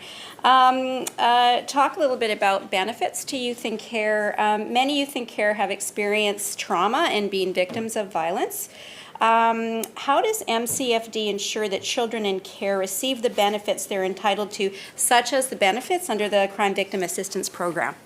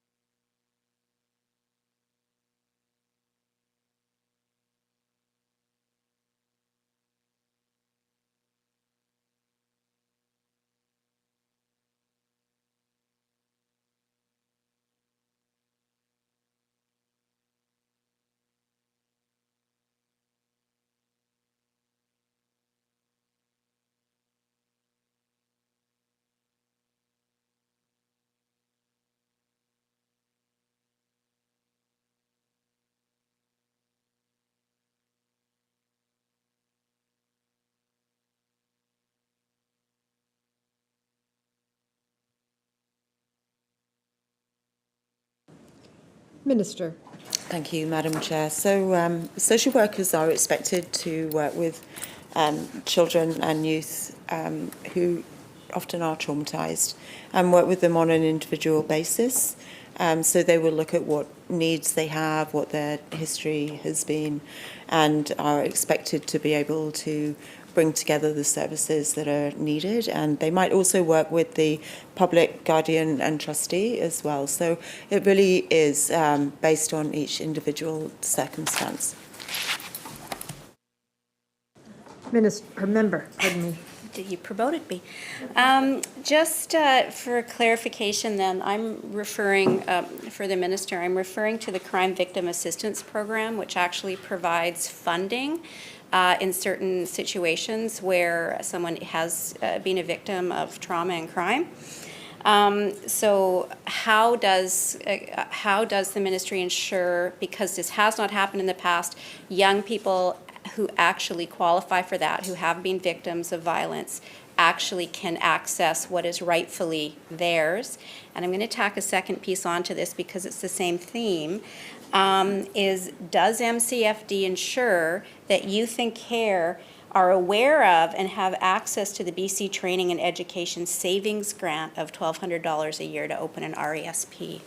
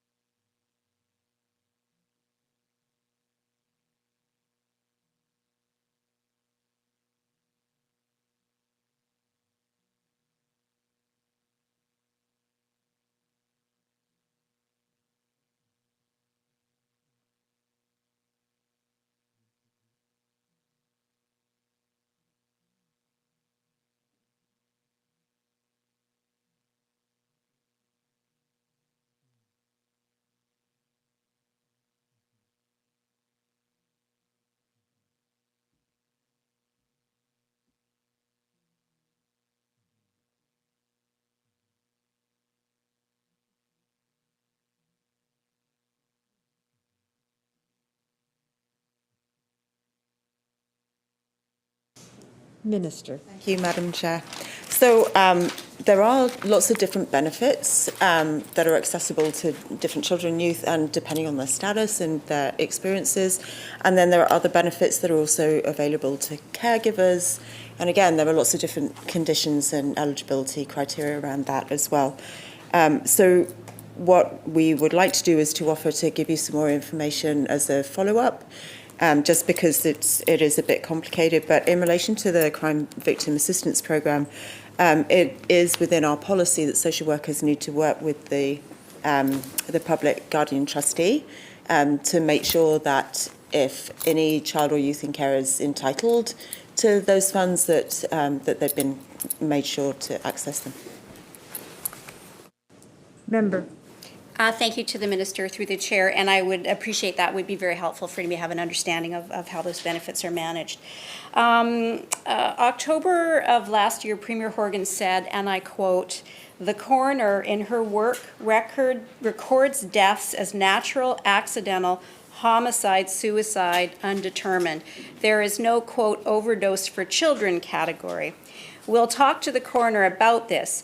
Now that it's being brought to my attention," this is still the quote from the Premier, "here in the House, we'll see what we can do about making changes there." What has the ministry done to ensure youth in care opioid deaths are reported?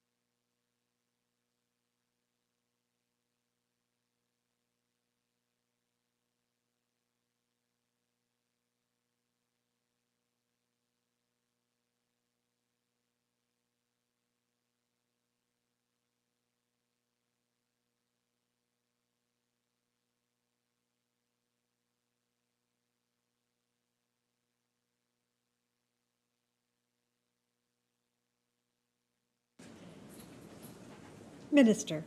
Thank you, Madam Chair. So we do follow the coroner's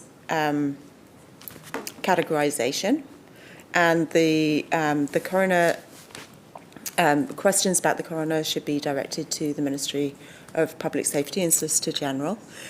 Speaking of which, we did get clarification that the Office of Domestic Violence moved in 2019 to Public Safety and Solicitor General. Thank you. Member. If the chair will indulge me for a moment, I just want to make sure I get the right questions in before we run out of time here. Okay, I am going to, I may come back to that, so, okay. In September of 2021, the First Nations Leadership Council stated, and I quote, "We further call upon the province to take immediate steps to ensure all social workers working within the Ministry of Children and Family Development are required to be registered with a public body to put in place monitoring and accountability safeguards," unquote. When will the minister listen to the First Nations Leadership Council?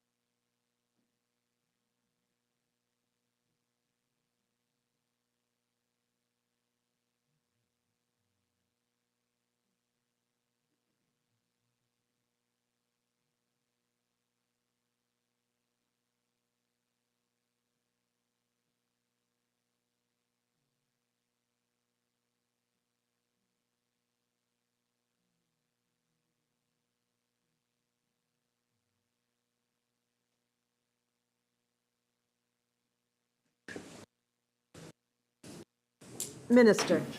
Thank you very much, Madam Chair. So, yes, we received the letter and absolutely take seriously the views of First Nations Leadership Council.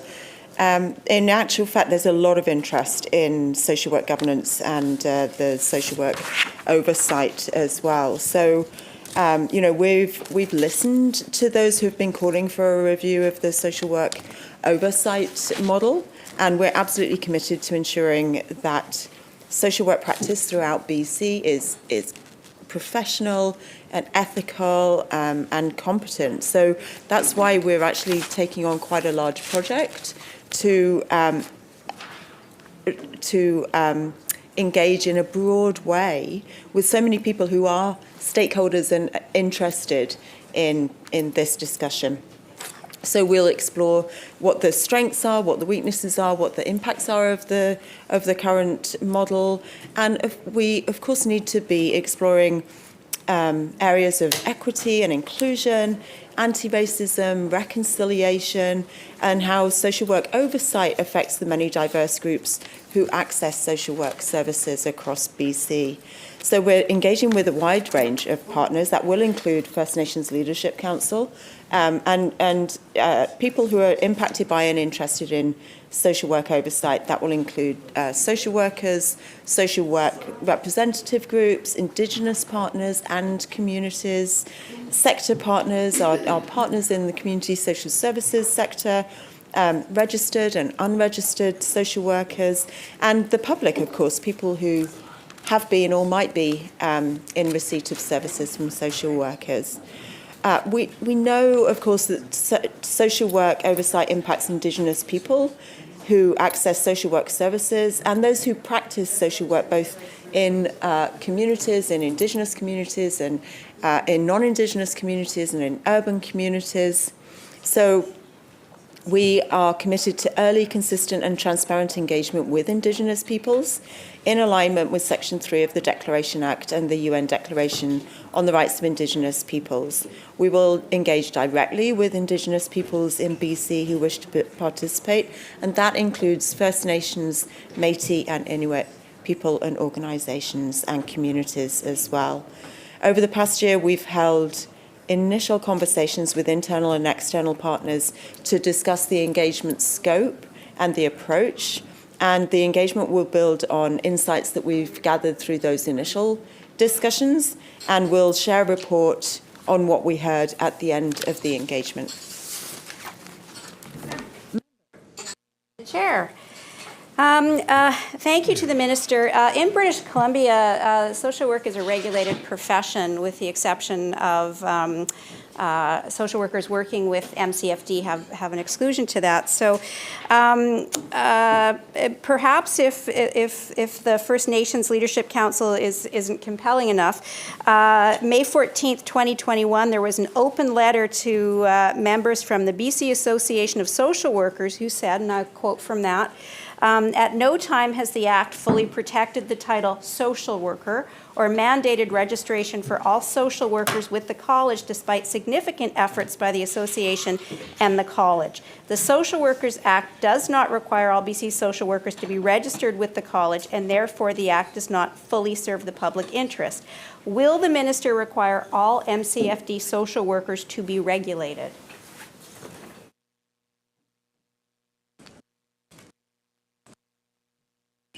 Minister. Thank you, Madam Chair. This is the process that we're undertaking, and so we look forward to hearing from the engagement process. Member.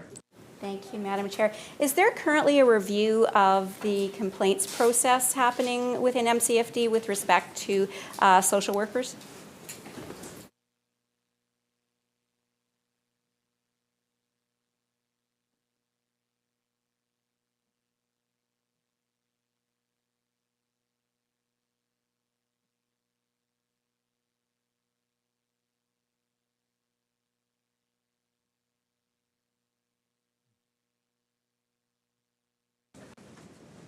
Minister.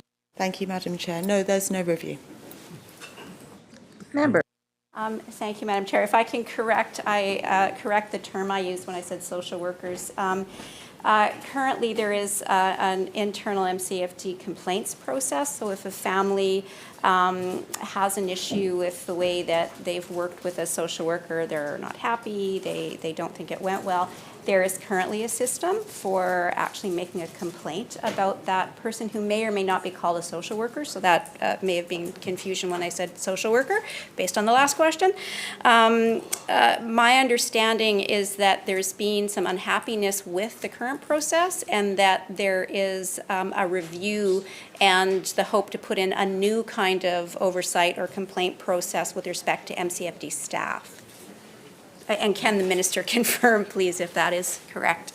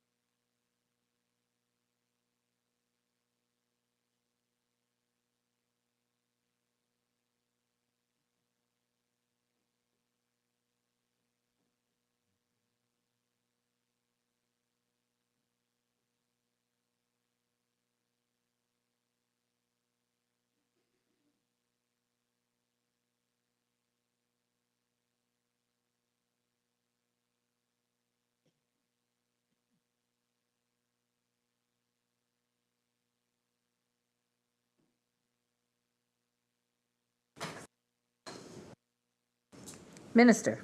Thank you, Madam Chair. So I think what the member might be referring to is that under our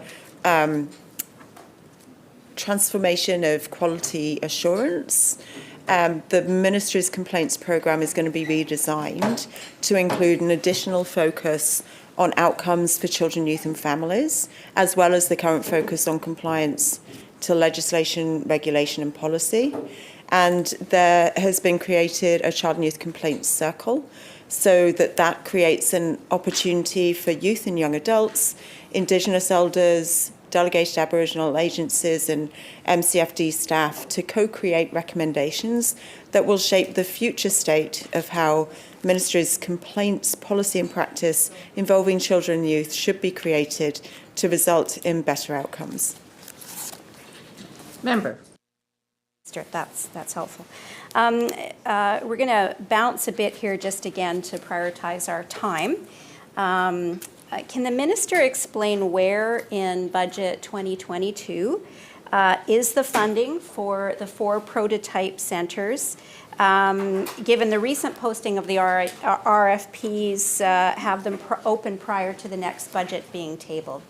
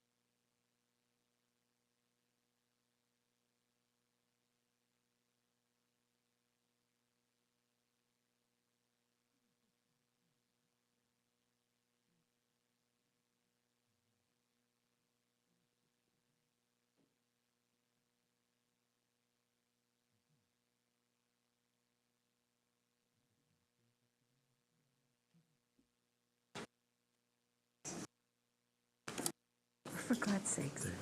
Minister. Thank you, Madam Chair.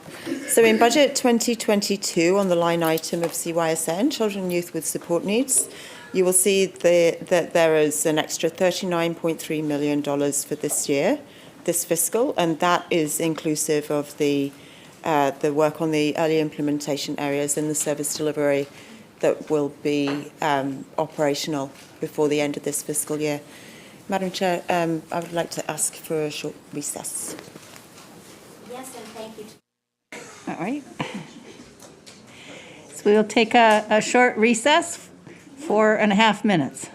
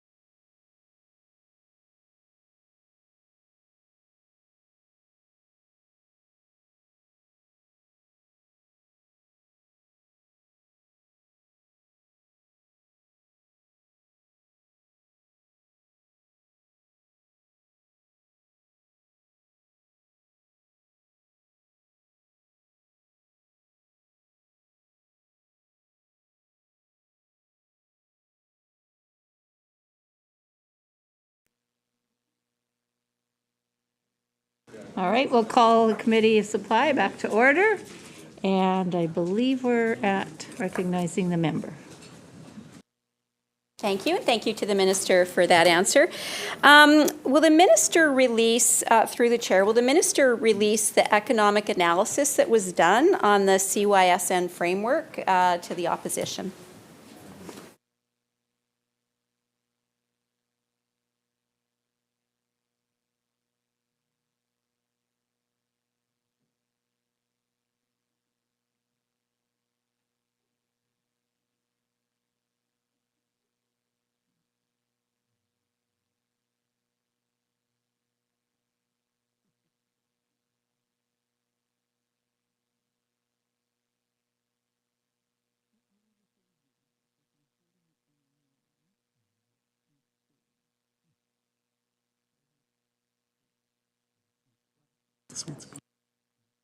If I do that.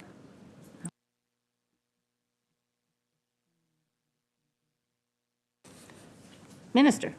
Thank you, Madam Chair. So if you have a request for that information, then you're by all means able to submit that through an FOI.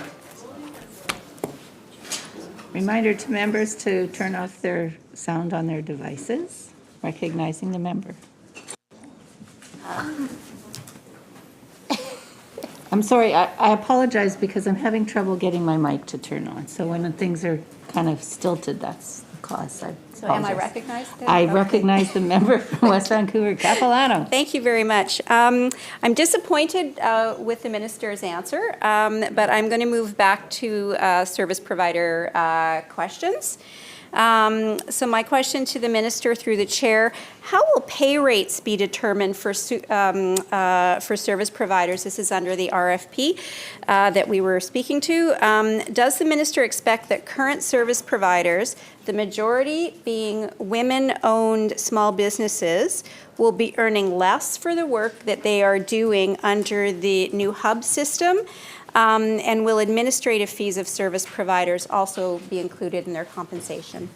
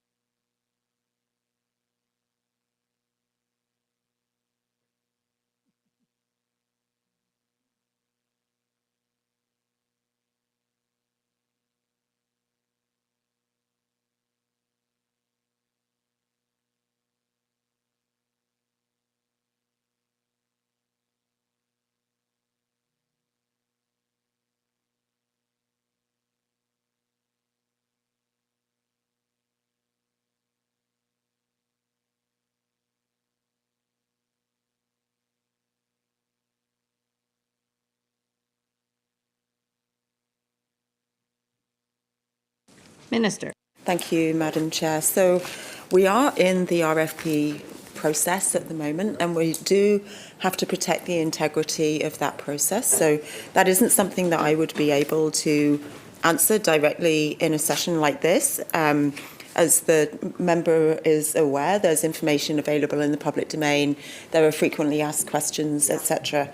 And if a service provider, for example, had detailed questions about levels of pay that clearly are related to the RFP, the mechanism that they can use is posting that question on BC Bid, and then when the answer is provided, it's provided to everybody who might be interested in the RFP process.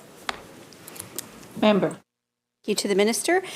Through the Chair, there's already a shortage of qualified service professionals supporting children and youth with support needs.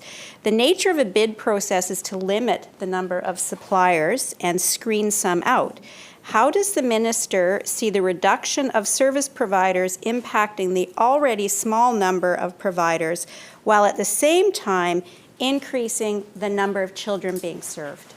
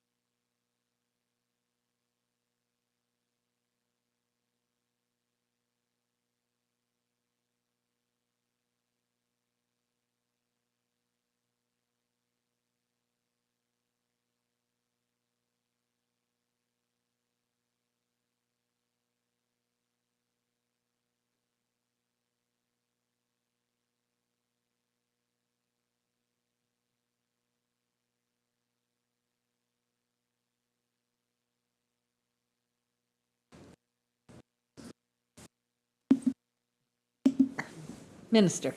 Thank you, Madam Chair. So actually the structure of the Family Connection Centres will bring more sustainability to the sector and to being able to deliver services that are accessible for children and youth with support needs. So being able to bring professionals together, bring service providers together in the model of the Family Connection Centre provides more guarantees for those service providers and stability as well. So that actually creates more reliable service delivery for service providers and critically for children and families, children and youth and their families. So the approach of building a system and creating a whole system is also to be working to have family connection centres delivered on multi-year contracts. So again, the model is bringing together lots of different service providers and professionals to create a multidisciplinary team. It creates a sustainable model to be delivered by community agencies in community, and that benefits everybody involved in the sector because there's much stronger reliability there and consistency and sustainability.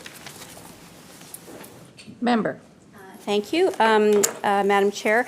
And through the Chair to the Minister, I don't understand the answer because we're looking at a scarcity issue here. And so if we already today do not have enough service providers, the purpose of an RFP is to screen people out. So you are actually going to reduce the pool of providers within the province. I don't understand when the Minister talks about that being more sustainable. And I would like to remind the Minister of something I read earlier, which was the BC Autism Advocacy Survey asking service providers about the new model And when asked specifically this question, quote, "With the information you have now, would you feel comfortable working within a hub system managed by MCFD?" unquote, 80.3% answered no. So we have two issues that I'd like the minister to explain how this will work. One issue is you've got a lot of independent service providers who have expressed that they have a desire not to work through an MCFD managed hub.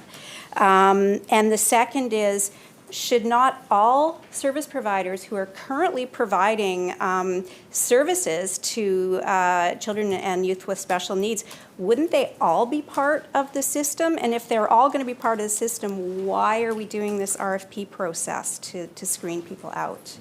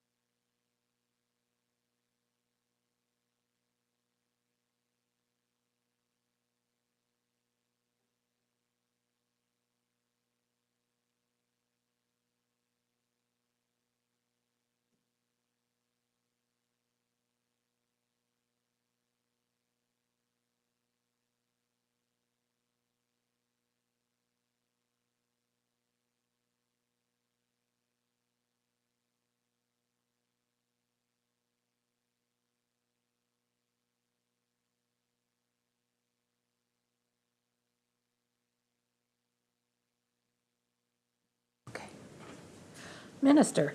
Well, thank you, Madam Chair. So our approach to the RFP process is actually to generate collaboration and to bring people together.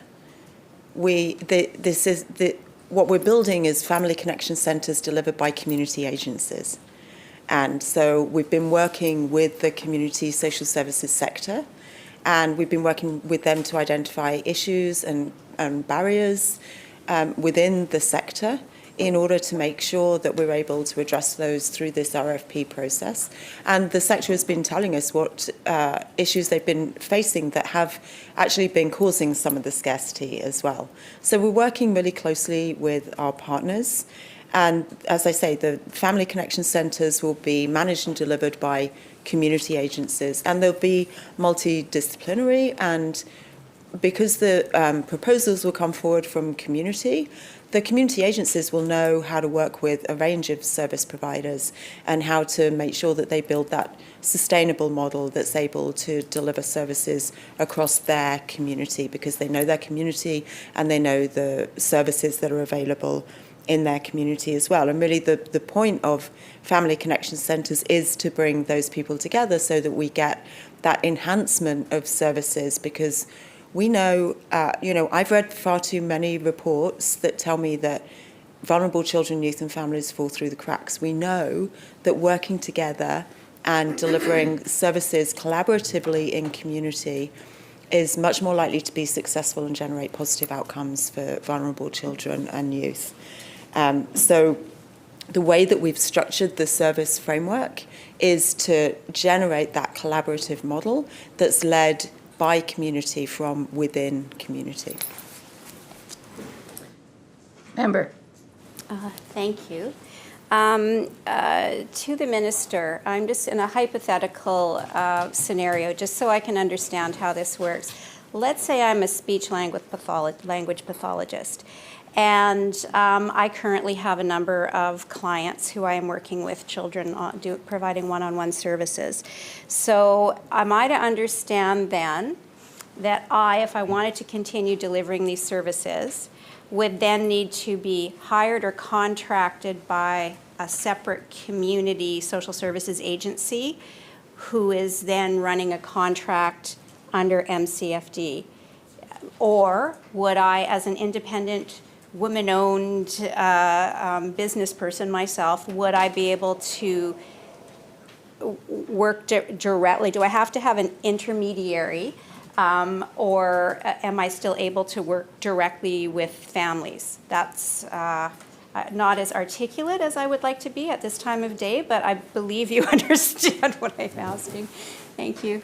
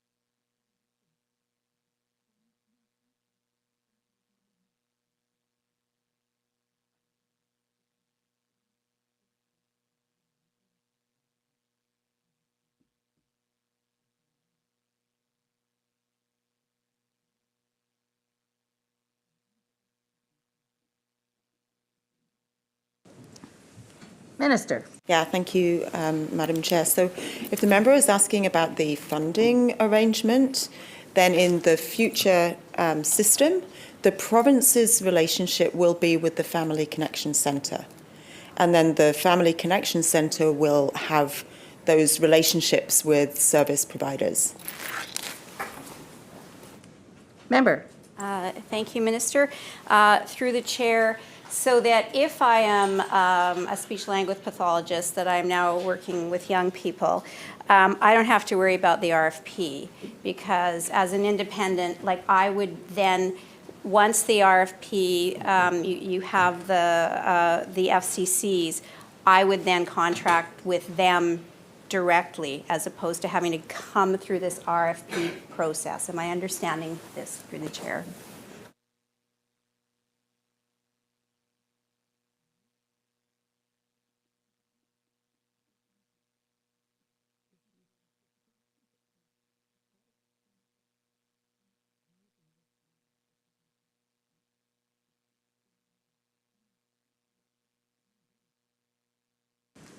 Minister. Thank you, Madam Chair. So we are in the RFP process, as I said, and we do need to preserve the integrity of that. So, you know, I'm not going to be able to provide answers that might in any way interfere with that. Member. Thank you. That was just simply a structural question in terms of how the system is going to work, but I will move on from that. One of my colleagues has reminded me that there was a question with respect to youth suicides that I should have asked. Through the chair to the minister, what are the overdose and suicide numbers of youth in care?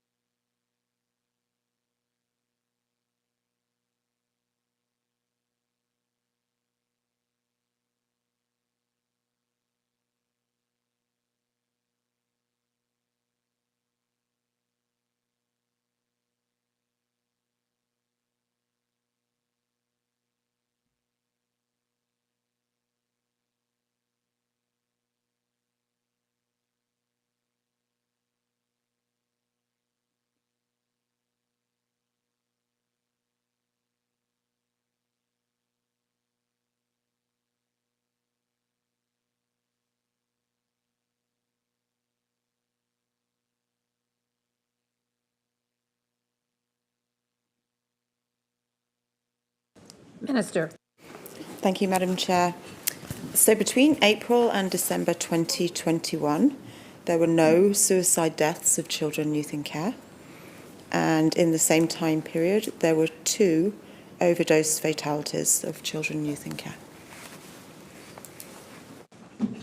Member. Thank you very much. I am in a moment going to turn the mic over to my colleague, the leader of the third party.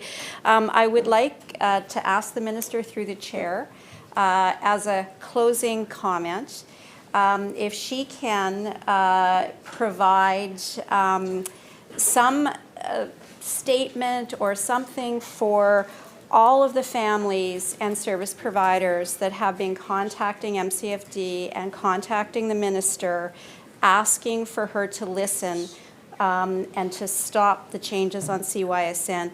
What is it that the minister can say today that will make them comfortable that their children are going to be well served by this new model?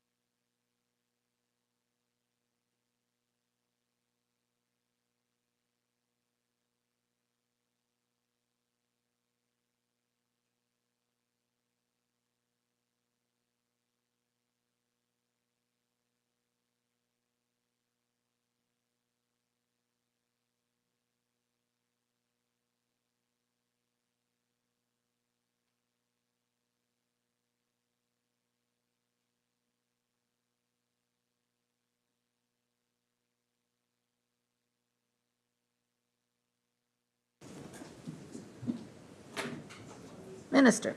Thank you very much, Madam Chair. So all children and youth with support needs will receive services. That's children and youth who have a diagnosis, who don't have a diagnosis, who are waiting for a diagnosis.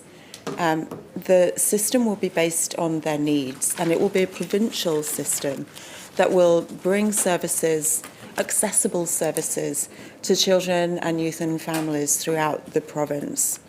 And the new system will serve more children and youth and serve them sooner. And what's really important about that is that they're less likely to miss out on their milestones. When a parent has a concern about a child or youth, they'll be able to reach out to a family connection centre to be able to access support and services and make sure that their child gets them in a really timely way. And that will really help with their longer term development and being able to thrive and fulfil their potential as well. The investment in Budget 2022 is laying the groundwork. We will continue doing our engagement. We know there's a lot more work to do. We will take learnings from the early implementation areas. We'll continue our engagements and our consultation. Importantly, as we've talked about today, our engagement with Indigenous communities and Indigenous leadership, our engagement with families and with service providers and with community agencies as well, so that we build a collaborative service model that's available throughout the province, delivered by community agencies in their communities with knowledge of their communities, so that families are able to access services that their children need at the time that they need them. Thank you. Member. Thank you very much. Would like to thank staff of MCFD. I know it's a lot of effort to put the work in, and thank the minister. I would, however, like to express my disappointment. I feel that I'm leaving this room today with not much more information than I came in. I'm disappointed with the lack of specifics, the responses to the FOIs on basic things like staffing and structure and, the economic analysis and the costing and things that I would consider are very basic. So I do thank staff for their time, but I am disappointed, and I also don't believe that the families who were just listening to that heard anything new that is going to make them more comfortable. So I hope for everyone's sake that the rollout of CYSN is everything and more than the minister promises it to be. Thank you very much, and I will pass to the leader of the third party. Recognizing Saanich North and the Island. Yeah, thank you, and thank you for this opportunity to ask a few questions to the Minister of Children and Family Development. I just want to follow up on some questions that were being asked about the CYSN, the hub model. One of the things that's been curious for me is if there's no diagnosis necessary of these children, these youth, how do we know what we're treating and what services are to be provided? No diagnosis necessary. How do we set milestones? How do we accomplish what needs to be accomplished for these children if they're not required to have a diagnosis? And how does that help the education system, for an example, to be able to provide them the services that they need and the support that they need as students?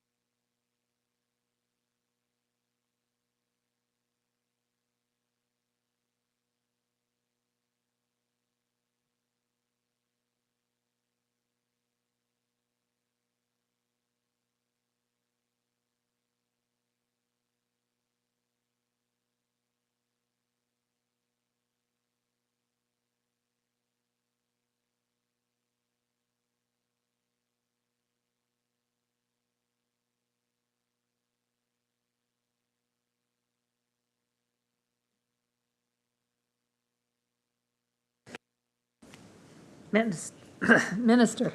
Thank you, Madam Chair. So when a child or youth is receiving services from the Family Connection centres, they will have a needs assessment that will be completed between the child and youth and the family and the clinical professionals there at the centre. So a primary professional will be identified to be a link with a family, and an intake process will be completed.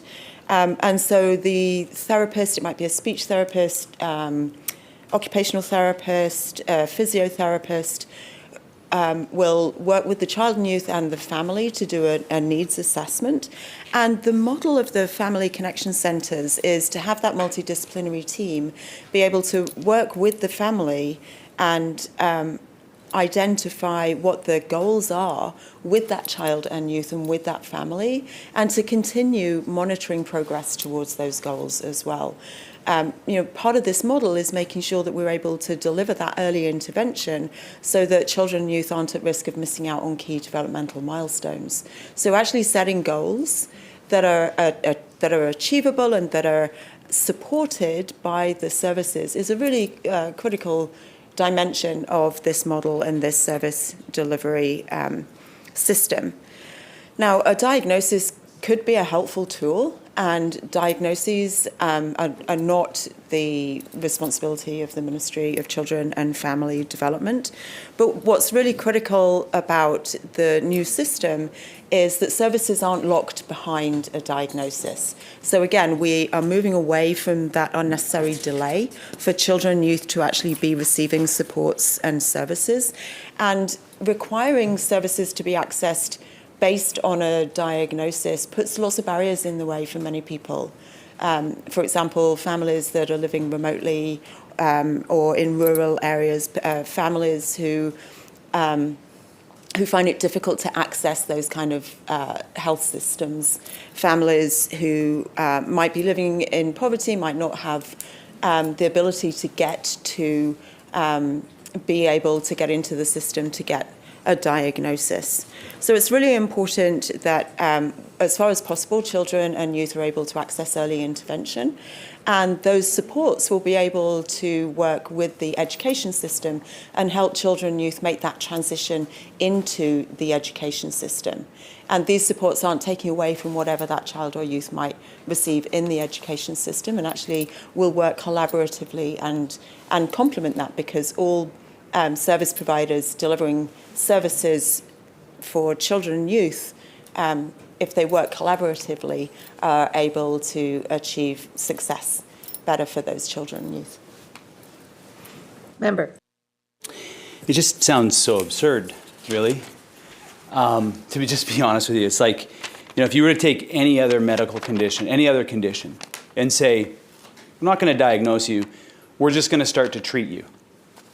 If you take the criminal justice system, we're not going to, we're not going to really know, the judge is just going to have to sentence you, right? Like, it just sounds so anti-scientific and so absurd that we're in 2022 and the model isn't based on understanding and identifying exactly the challenges that an individual might be feeling and then tailoring a plan to be able to support that. And not only that, having it integrated across multiple ministries so that when that child goes to school, the number one challenge that I have in schools is that there's not enough educational assistance to support children who have assessments and who are diagnosed.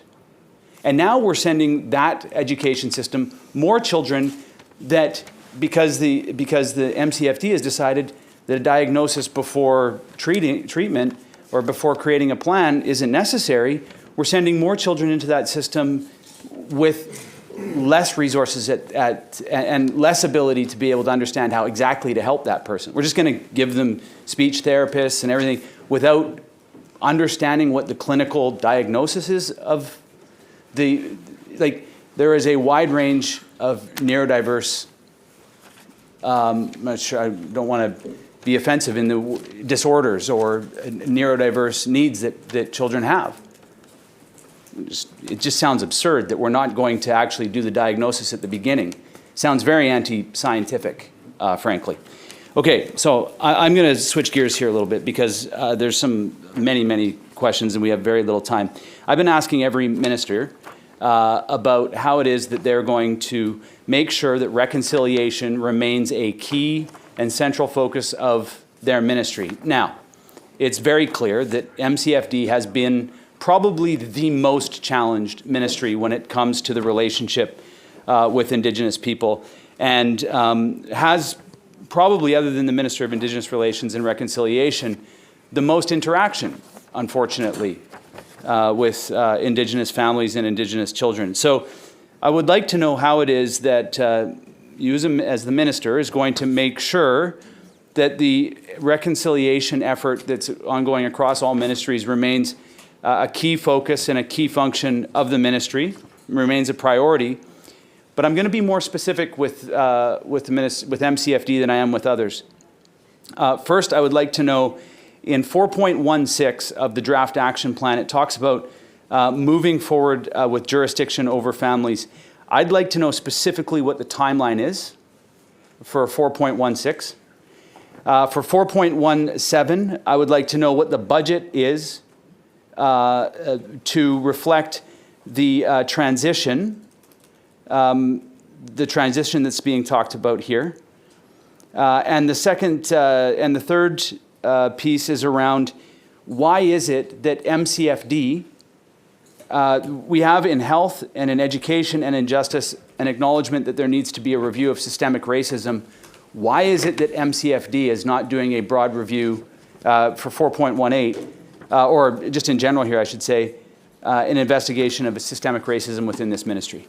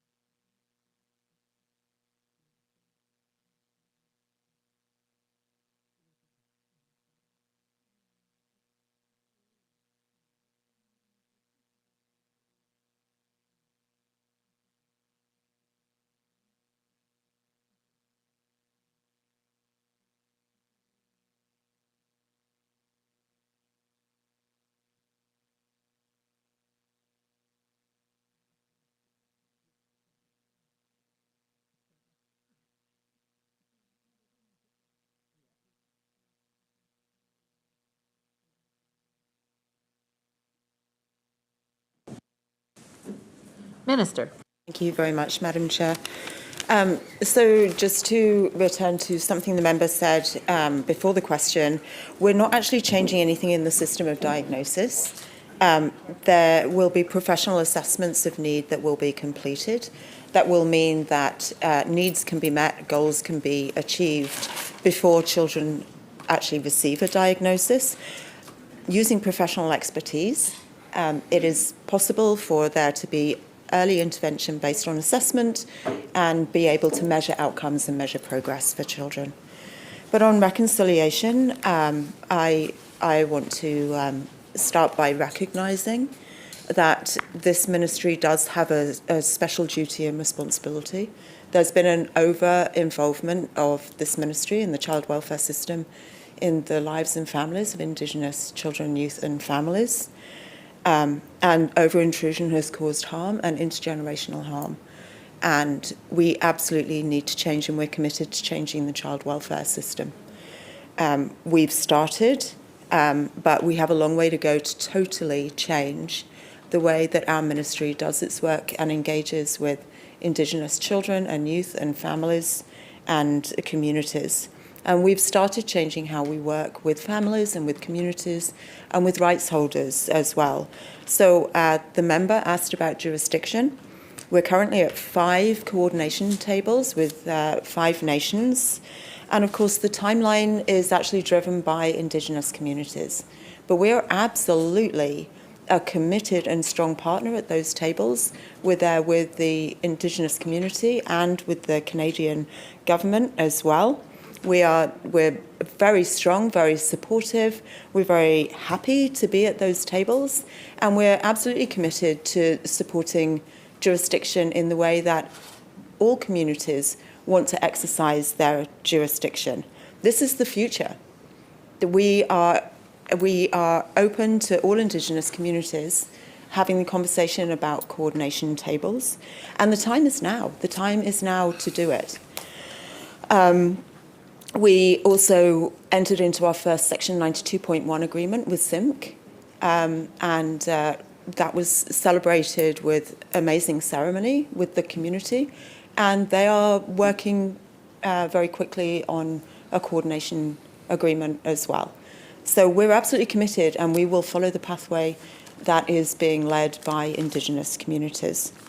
The member will know that in 2018 we changed provincial legislation. The purpose of that was to enable frontline staff to be able to share information with Indigenous communities, to reach out to Indigenous communities if a significant action was going to be taken, and ask, is there someone in the community who's able to step in and help and take care of a child or youth, so that children and youth are able to stay connected to their family and to their community and to their culture, because we know how vital that is in successful outcomes. We increased the funding for out-of-care placements, so for members of community, members of the extended family who are able to provide that home, and to, on a short-term basis or a longer-term basis. So we increased that level of funding to be on a par with foster carer supports as well. We are also overhauling the Child and Family and Community Services Act in order to absolutely and fundamentally create a new approach. So we've started that engagement now. We know it will take time. We know we need to do it in a very meaningful way. And we think it'll take us a couple of years to be able to create those changes in the Act that are going to be meaningful and totally change the path and the trajectory moving forward. We know there's more work to do, and as the member will know as well from the action plan for the United Nations Declaration Acts on the Rights of Indigenous Peoples, number 4.16 commits us to creating a fiscal framework, and we've already started that work. We've started that work through the tripartite working group with Canada and with the First Nations Leadership Council as well. We're making progress. We've already engaged some consultation support services as well. So we are making some foundational changes, and we know that there's a lot more work to do, and we are absolutely committed to doing that. Member. So thank you, and thank you to the Minister for the response. Noting the time, and it's moving to the end here, I've got several questions through you, Madam Chair, to the Minister on adult eating disorders. I asked a question in question period a couple of weeks ago. I'm not going to be able to get through them here, so I will submit those questions in writing and hope to be able to get a response back on behalf of the advocates that have approached me seeking my support with respect to their engagement with the provincial government. So I will just ask, I'll just end my time here with this question, going back to the hub model. Recently, the Union of BC Indian Chiefs wrote the ministry a letter with respect to the proposed changes to the hub model. I'm just wondering if the minister can explain how it is that the ministry is going to accommodate this request based on the very comprehensive letter written by the UBCIC.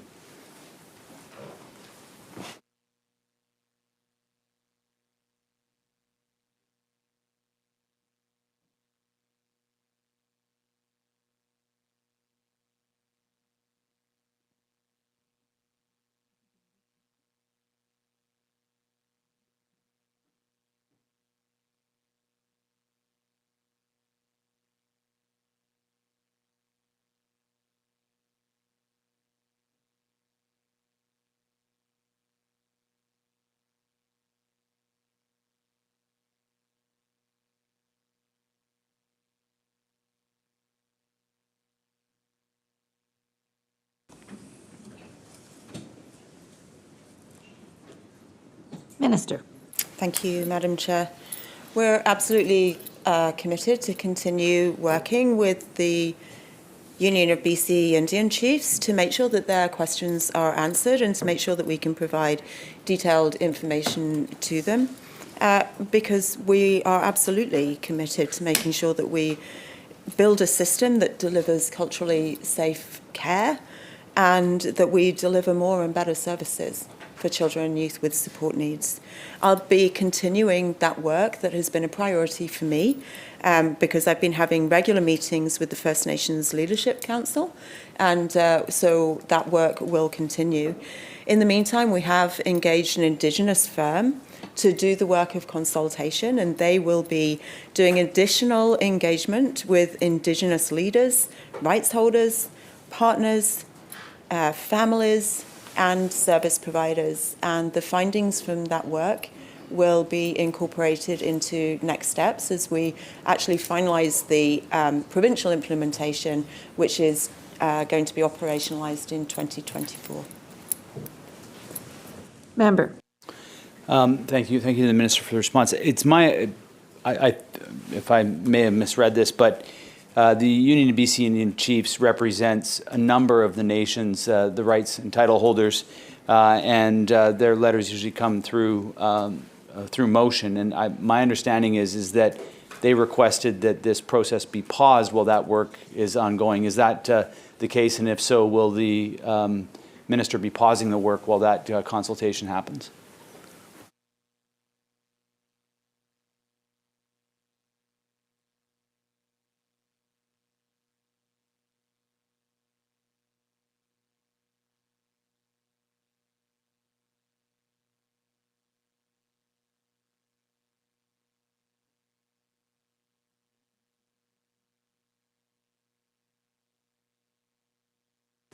Minister. Thank you, Madam Chair. So this work has been ongoing. There have been continued conversations, and I committed in writing that we would be undertaking this work, and that's what we're doing. Member. Thank you. So I'll just end with this. I'll just say everything that this government says is that we're working with and listening to Indigenous nations until they deliver the message that we don't want to hear. Then we're doing what we want to do anyway. And I just want to put that on the record. It needs to be noted. It will probably be repeated time and time again. But the reality of it is that it needs to be it needs to be consistent. Actions and words must be consistent. And unfortunately, we continue to see the inconsistency. Seeing no further questions, I ask the minister if they would like to make any closing remarks before I call the vote.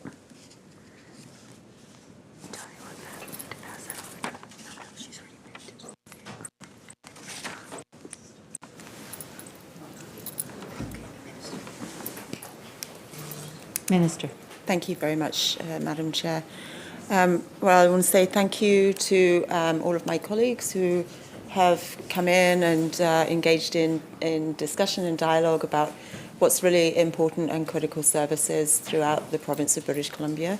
Again, I want to say thank you to all of the staff and also to all of the staff who aren't present here and who are out there on the front lines and delivering services at the same time as we're making really significant changes, especially in the area of Indigenous child welfare, but also, as we've discussed here today, in the area of child and youth support needs, also tackling the issues in child and youth mental health, and many other areas of work where we know that we need to be making improvements. At the same time, staff continue to deliver services whilst we're making improvements and building systems as well. So my appreciation goes out to all of the staff.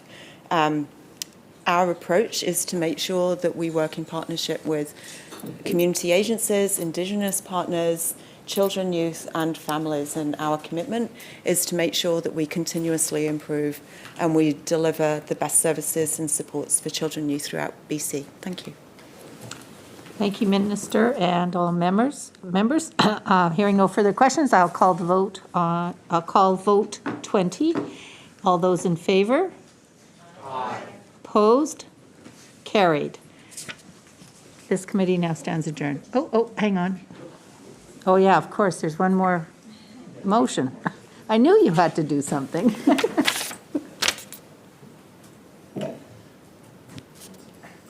Minister. Thank you, Honourable Chair. I move that the committee rise and report resolution and completion and ask leave to sit again. You've heard the vote. All those in favor? Aye. Opposed? Carried. This committee now stands adjourned.